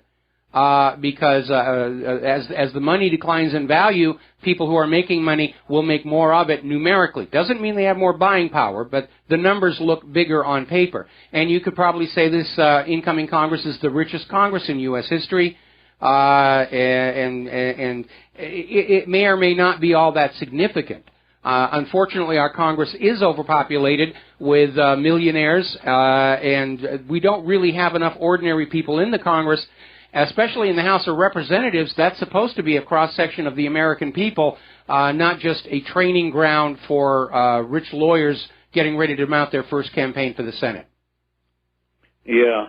I was wondering if you could just mention something about about this other issue. I'd heard that originally the idea for the Congress, I'm assuming both houses, was to just meet, once or twice a year and take care of certain business and then go back home. Is that accurate?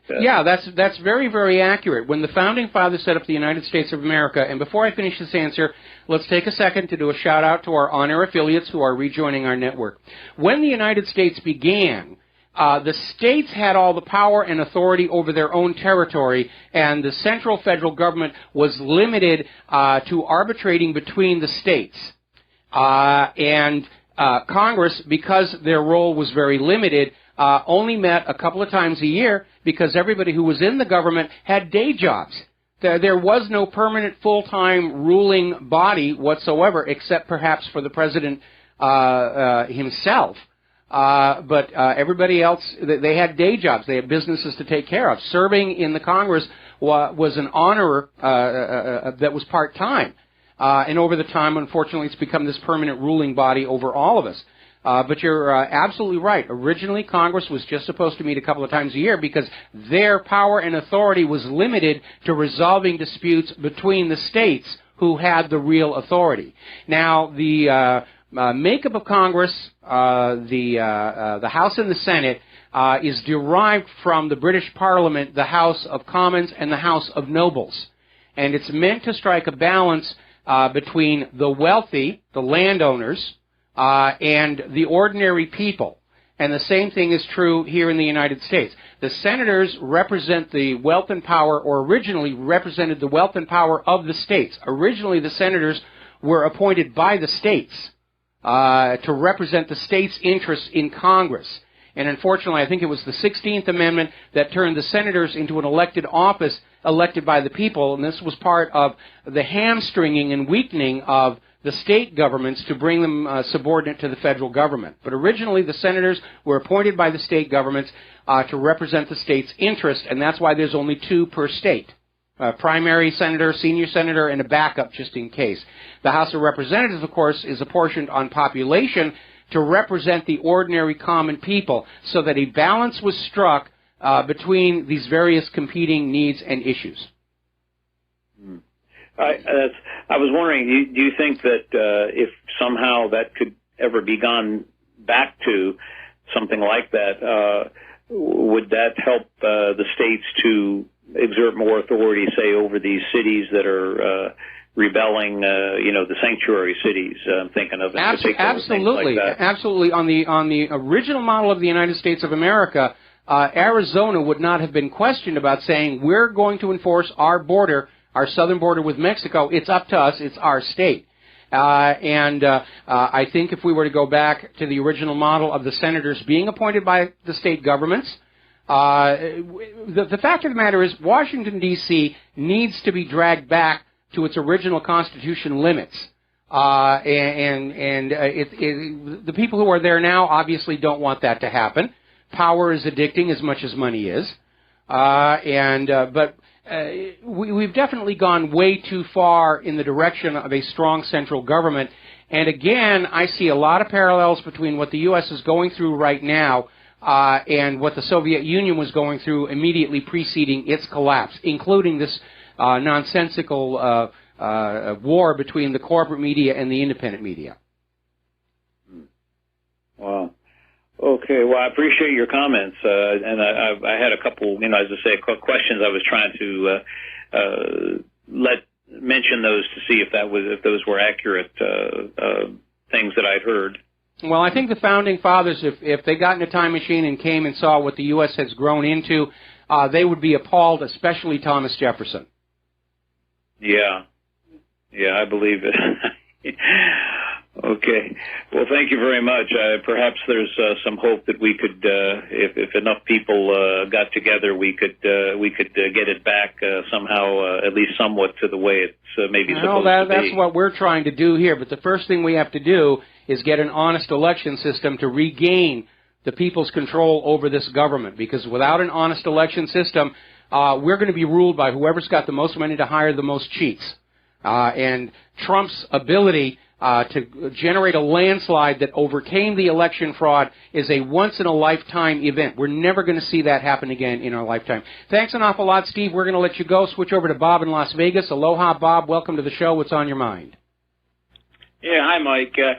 We've been discussing the Electoral College and all these, there haven't been many, but some of these Electoral College voters saying they're going to vote for another candidate, a third candidate, or for possibly Hillary.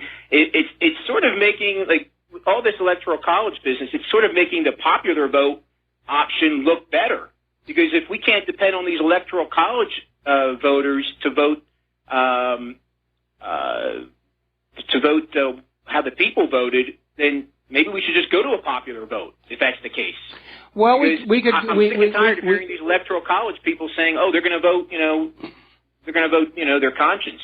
Well, the Electoral College was created for two reasons. First and foremost, to try and guarantee equal influence of all the individual states. And this was all done at a time before we saw such a huge population disparity appear in states like California, Texas, Pennsylvania, and Florida. The other reason was a little more pragmatic, and it was considered a final safeguard against the rise of a populist demagogue who the people were just taken in by, the way most people were taken in by Hillary, but represented really a danger to the nation and indeed the world. And so the Electoral College was that final check. And then, of course, the provision for Congress to overrule the Electoral College is a final check on that as well. Again, the problem with a popular vote is that it will result in all campaigning taking place only in those most populous states where the people in the less popular states are ignored. Now, instead of having electors, we could simply have a point system where we'll say that Michigan has 16 points, and the points are awarded to whoever wins that state. And then you just tally up the points, and that basically is your president right there. I mean, I support the Electoral College system, but it just seems like with these, I don't know, maybe it's just happening with a guy with a candidate like Trump. It's just you can't depend on these people to vote, to vote the way the people voted. And it seems, I don't know, but I just want to see Hillary Clinton. I don't want to see her face again. I'm tired. We thought we had seen the last of her in 2000, and she became a senator of New York. We thought we'd seen the last of her after she lost to Obama, and she became Secretary of State. I'm just sick and tired of the woman. She won't go away. Her and her slimy husband. Even this foundation. Who knows if the money they made from this foundation is being used to bribe these electoral college voters? It Who could knows? very well be. I mean, George Soros already indicated he was going to try and financially influence the electoral college. I mean, it's completely, hopelessly corrupt. And I'm in agreement with you. I don't want to see Hillary Clinton ever again, except, of course, for my Hillary Clinton toilet brush. I do enjoy looking at that. Yeah, right. Okay. But, no, seriously, the issue is that all of the checks and balances that were initially built into the system have now all been taken down. And I think nothing illustrates that more clearly than this campaign during this entire year by Hillary's people and the Democrats to go from state to state to state to overturn the voter ID laws on this ridiculous excuse that somehow requiring people to show a legitimate ID and prove their citizenship and residence is somehow racist. And no, it isn't, because black people have driver's licenses, Hispanics have driver's licenses. The only people who don't have ID are people who are not legally allowed to vote in this election. And when we look at the scale of the illegal vote in this country, obviously voter IDs laws need to come back, and they're being brought back. But what we need to get rid of is the level of politicians who are so powerful and influential and corrupt that they can simply change the laws to whatever they want them to be to carry out the campaign they want. Hillary Clinton was depending on those illegal immigrants. That's why they attacked all the voter ID laws. And there were way too many liberal judges who just went along with a wink and a nod saying, yeah, okay, well, if letting the illegals vote is the only way we can keep our grip on power, then we're cool with that. Remember what James C. Fox said in Sullivan versus United States about how judges routinely will go along with things that are actually illegal, but they just say, well, it's okay. We've been doing it this way for a while, so, who really cares if, this or that amendment didn't actually get ratified? We're just going to go on pretending like it was. He actually admitted that in a court document. No, I mean, it's becoming a third world country, as Paul Roberts said. Becoming? I believe it already has. I believe Yeah. it already has. I travel a lot. And I'm glad you mentioned that story about United and the overhead compartment. If they do that, I will never fly United again. Period. Absolutely. But I've spoken to my friends. I have a good friend in Costa Rica, and I told her about this voter ID and how some states say, people say it's a suppressing of the vote. She couldn't believe it. She was shocked. She said, wow, because she's actually looking to move to the U.S., and I kept telling her, you're crazy, stay in Costa Rica. But, Mike, I go to Russia a lot, too, and I know you were brave enough to wear that Hillary for Prison shirt in Hawaii. I'm going to pick up quite a few Vladimir Putin T-shirts. If I send you one, will you wear it in Hawaii? Absolutely. Absolutely. In a way, I'm kind of... And to Claire. And she'll wear it, too. In a way, I'm kind of sorry the Washington Post has now come on out and admitted that story that we're a Russian propaganda outlet may have been fake here, because I was hoping to get a Russian passport out of it, the way Paul Craig Roberts is trying to do, but darn it now, that's not going to happen. Okay. Well, I'm going to pick up quite a few T-shirts for my friends here, and I'll send you and Claire each a T-shirt so you guys can wear it in Hawaii and piss off those liberals out there. I love it. Thank you very much for that, Bob. Right, thanks a lot. We're going to let you go and switch over to Carrie in California. Aloha. Welcome to the show. What's on your mind? Hey, Mike. Tell that guy to give me a poop T-shirt too. I've already hung up on him. Sorry about that. You can probably buy them online, I'm sure. Probably. But I just wanted to say something about Trump's cabinet. The guy before him talked about the Secretary of Treasury, and I'm behind that comment. But really, what really blew my mind is that John Bolton is going to be considered to be Secretary of State. the ultimate neocon useful goal. Oh boy! You know, I got to be very honest. I got to be very honest. I'm not happy with some of Donald Trump's nominees. I understand he's repaying favors of his major financial supporters for the campaign. But again, I maintain Donald Trump at his worst is still a heck of a lot better than Hillary Clinton at her best.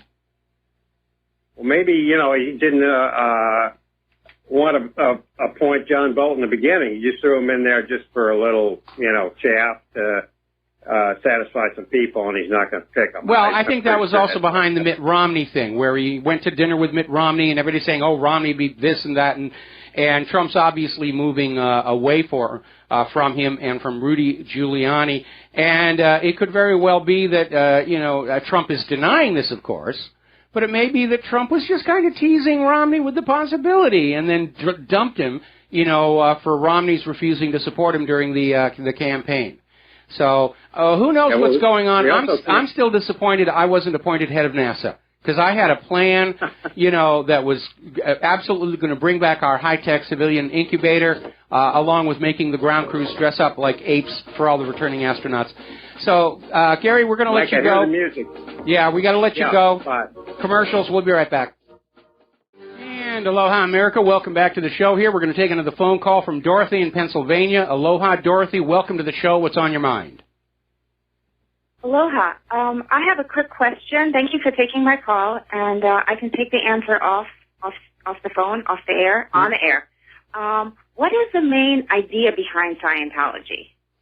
That's kind of a great question there. I mean, Scientology is sold to the initiates and novices coming off the street as a system of mental self-improvement, and it uses a lot of pop psychology tools like the E-meter, which is a stress measuring device, that actually can help people confront some of their trauma. But once people are drawn into Scientology, you're charged more and more money for these things. I think a session with the E-meter is $800. And courts around the world have ruled repeatedly that it is a for-profit corporation. Here in the United States, there was a very prolonged battle with the IRS, and the Church of Scientology succeeded in getting tax-exempt status. But it really is a religion, and for the longest time, only the people at the very top were allowed the innermost secrets of Scientology, which turned out to be this yarn that L. Ron Hubbard created. Because remember, before he started the church, he was a science fiction writer. In fact, he started Scientology as a bet with another science fiction writer, Robert Heinlein, that he could just invent a religion out of thin air and get rich, and obviously Heinlein lost. But the story at the heart of Scientology was leaked out by some of the people who've had enough of this thing. And the story is there used to be this galactic overlord called Xenu, who makes the evil emperor of Star Wars look like a really nice guy that you would have over for a game of cribbage. And he basically condemned a whole bunch of these Thetans to death here on Earth. He brought them to Earth and dumped them into volcanoes, and because boiling lava wasn't enough, he dropped nuclear bombs on them as well. And the spirits of the Thetans are now wandering the planet, adhering to the minds of human beings. And as long as you have a Thetan in you, you're going to have suffering and pain and trauma. And what Scientology offers to sell you for a small fee is that they will get the Thetans out of your body. That's basically it in a nutshell. May I ask, because you referenced Scientology with liberalism, what is the connection?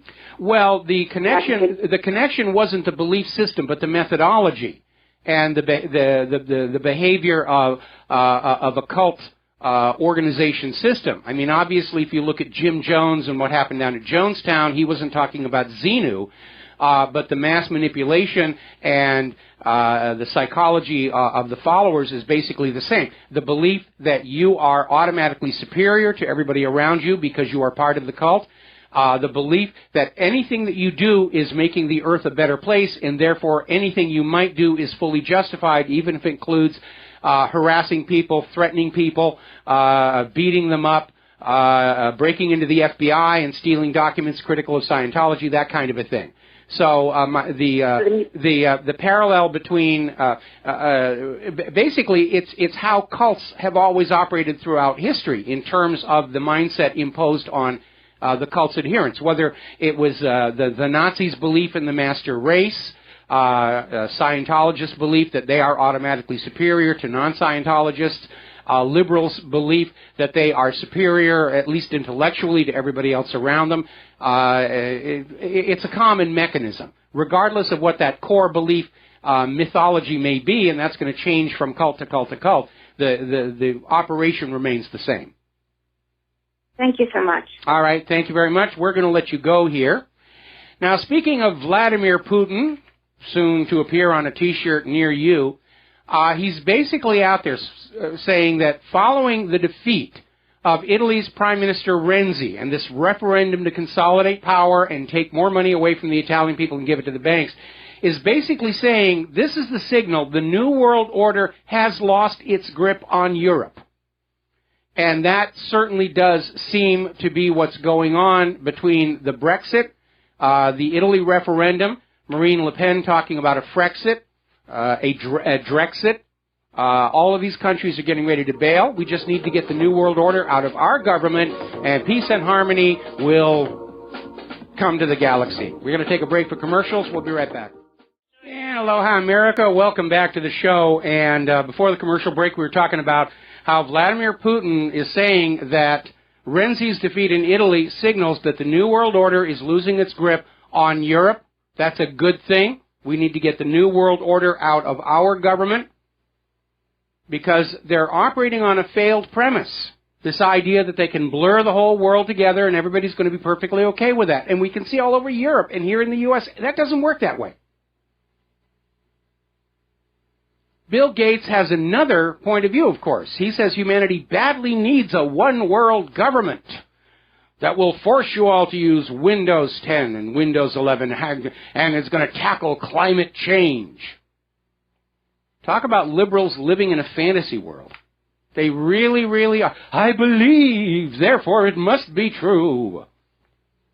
Oh, and by the way, all you shills and propagandists out there, stop sending me emails insisting the earth is flat.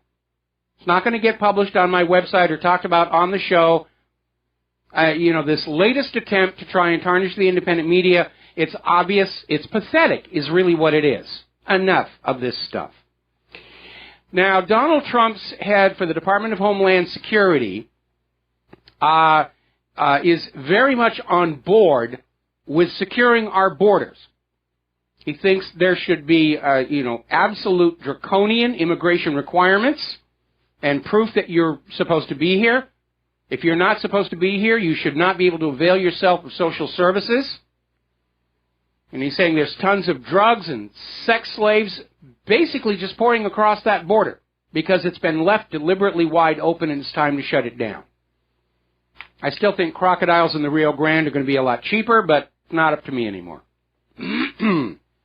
Now, speaking of human-caused global warming, the big chill is hitting. Chicago just broke a 1940 snowfall record. A virtual wall of snow in North Dakota has shut down 300 miles of an interstate. It is a mess. Football fans are upset because apparently it's going to be snowing on the Raiders-Chiefs game. Another story coming out of snowboarding.com, and this is one of the ski resorts. And they're out there celebrating 6 inches of snow at 5 a.m., and it's been snowing most of the time, and it looks good, and they're getting ready.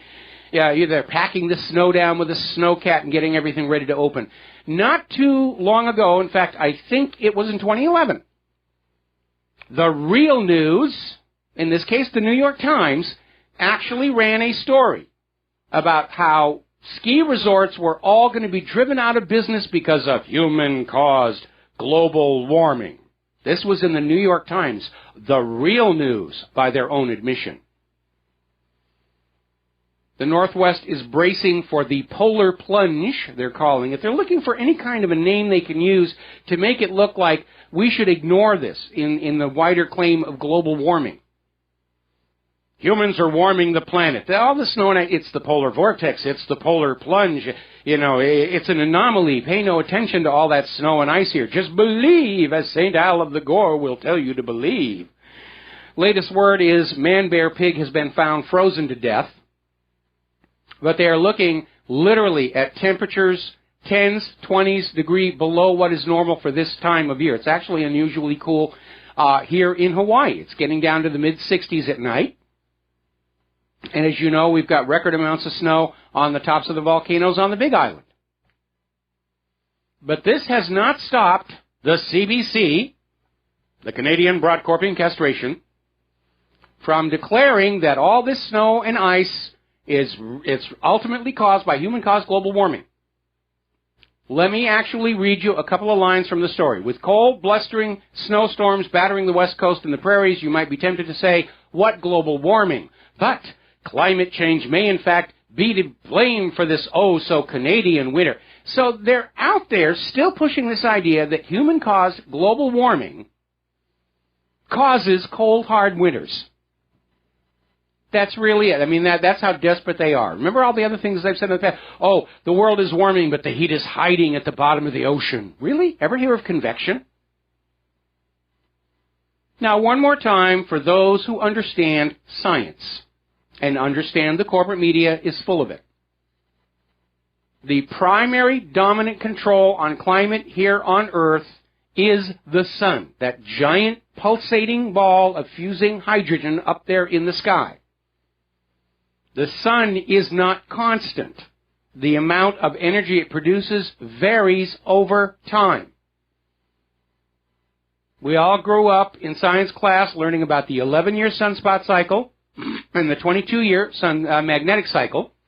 And scientists have begun to realize there are other cycles ranging from 60 to over 120 years as well. It's a little hard to figure those out because it's only been possible to scientifically study the sun for 100 years. So longer period fluctuations haven't come around to be recognized as a fluctuation. Now, every once in a while, the low end of those cycles line up and the sun will really cool down, taking the planets, including Earth, with it. Now, the last time this happened was during the Maunder Minimum from 1645 to 1715, which produced the Little Ice Age. Now, Al Gore's money-making hysteria aside, and he's made almost $100 million off of this nonsense, solar output is currently in decline. And astronomers who are not on Al Gore's payroll are estimating we're at the start of a new Maunder Minimum as these low points in the solar cycles align again, and it's going to last at least 30 years. And I hope you're all paying attention because there will be a pop quiz next class. Now, speaking of human-caused global warming, if you looked at the videos coming out of the Dakota Access Pipeline, you can see they're under a massive, massive blizzard there. And now, apparently, shelters are being set up in Morton County and the snow removed from the highways to make sure those Dakota Access Pipeline protesters are not freezing to death, which would be bad press for everybody. And the protesters are staying there because the company building the pipeline is openly defying the federal government and saying, we don't care what you say, we don't care if you say we don't have permission, we're going to go here. And that's it. Now, by the way, a listener wrote in to correct me. It's the 17th Amendment that broke the U.S. Senate by making those popularly elected positions rather than designated by the state governments. It's the 17th, not the 16th. You've seen one amendment, you've seen them all. They all look alike. It's parchment.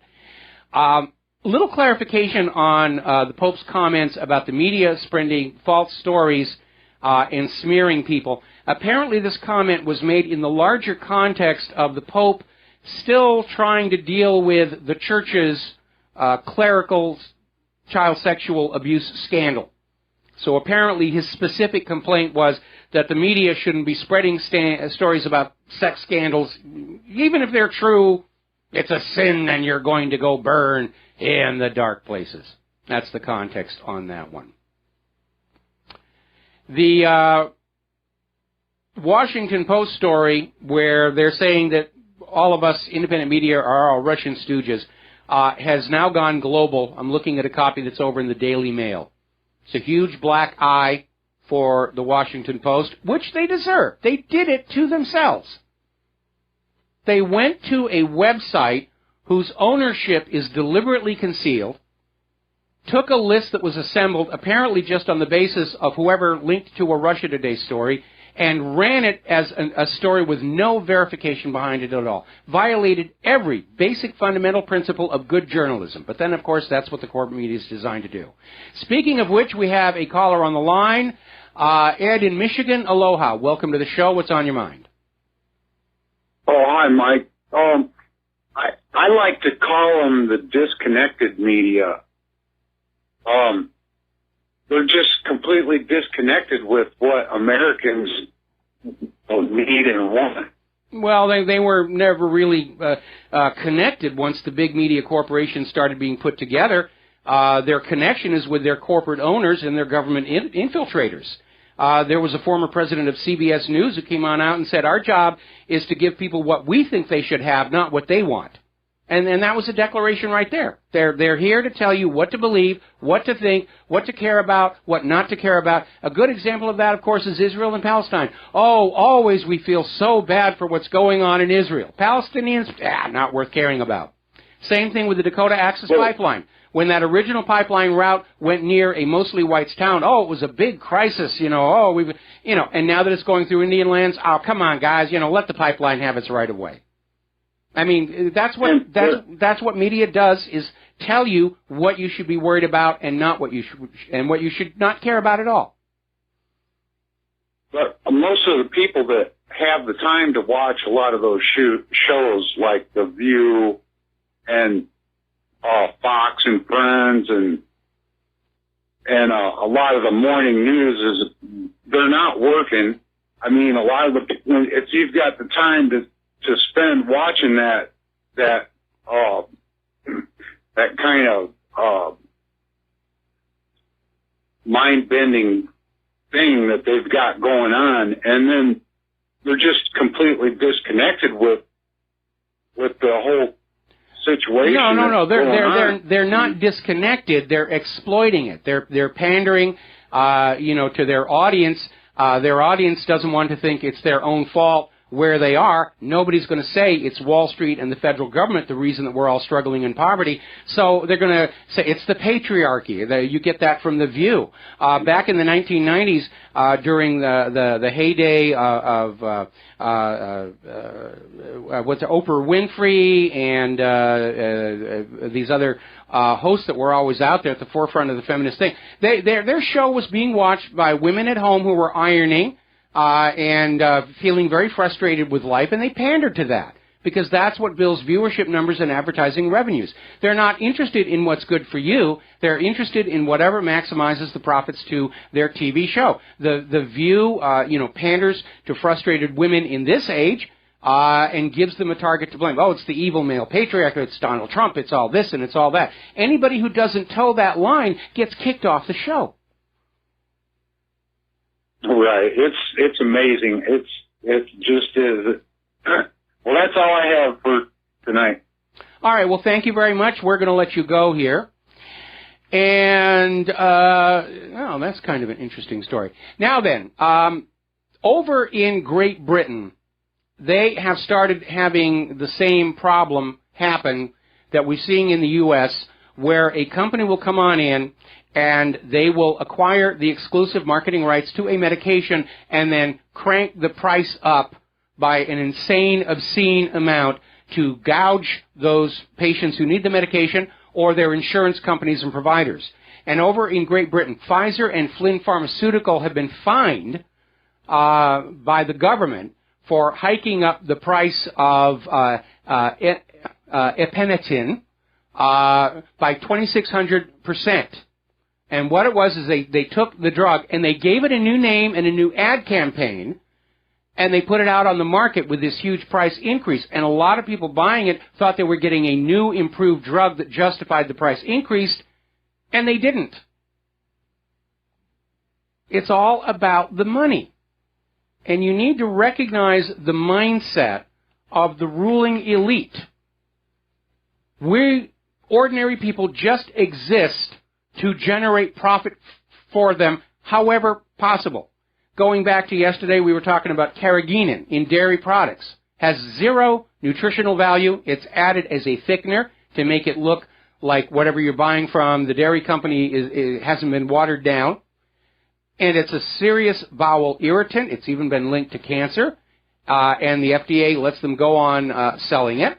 And if you are using products with carrageenan and you get, for example, one of the things it can cause is ulcerative colitis, and you go to the doctor, what's the doctor going to do? Tell you to stop using carrageenan? No, they're going to sell you a pill, a tonic, suppositories, whatever. It's all about maximizing profit.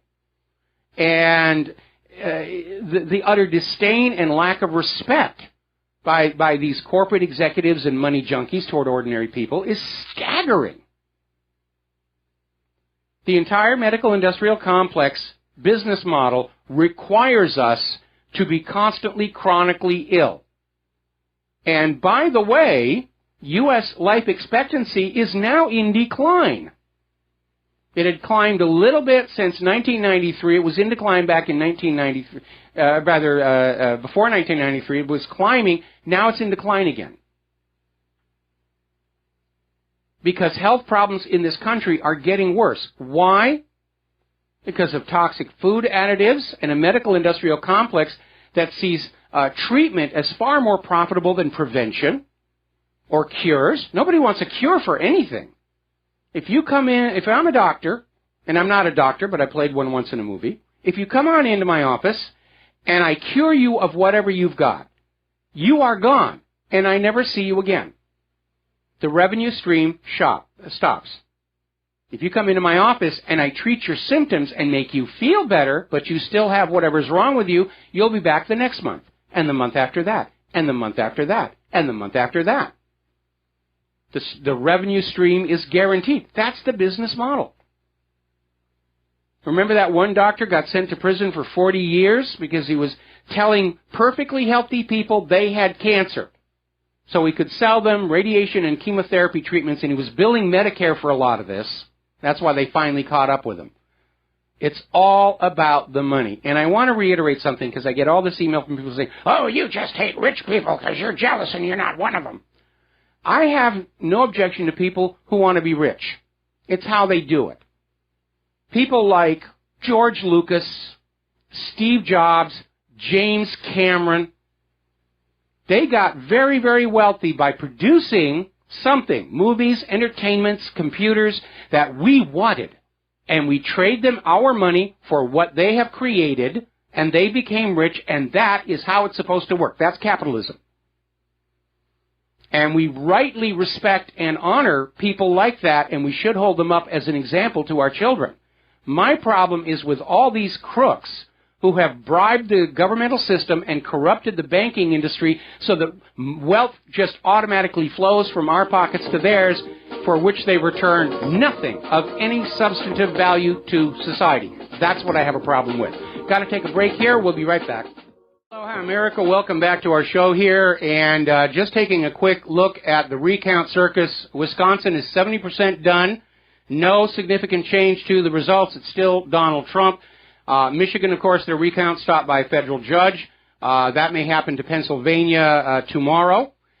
Florida is solidly Donald Trump. Over 100,000 voters. The vote's already certified by the state. Remember what that judge in San Diego said?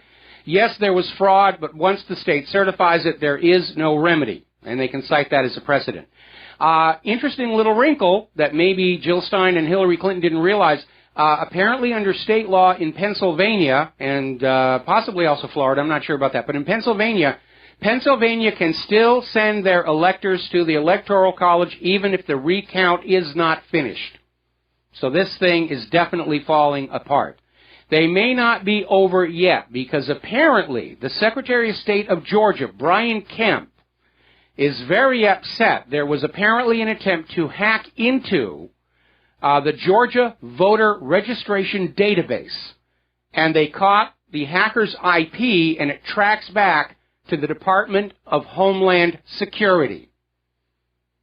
And so Kemp is now asking, why is the Department of Homeland Security now attempting to hack our voter election database?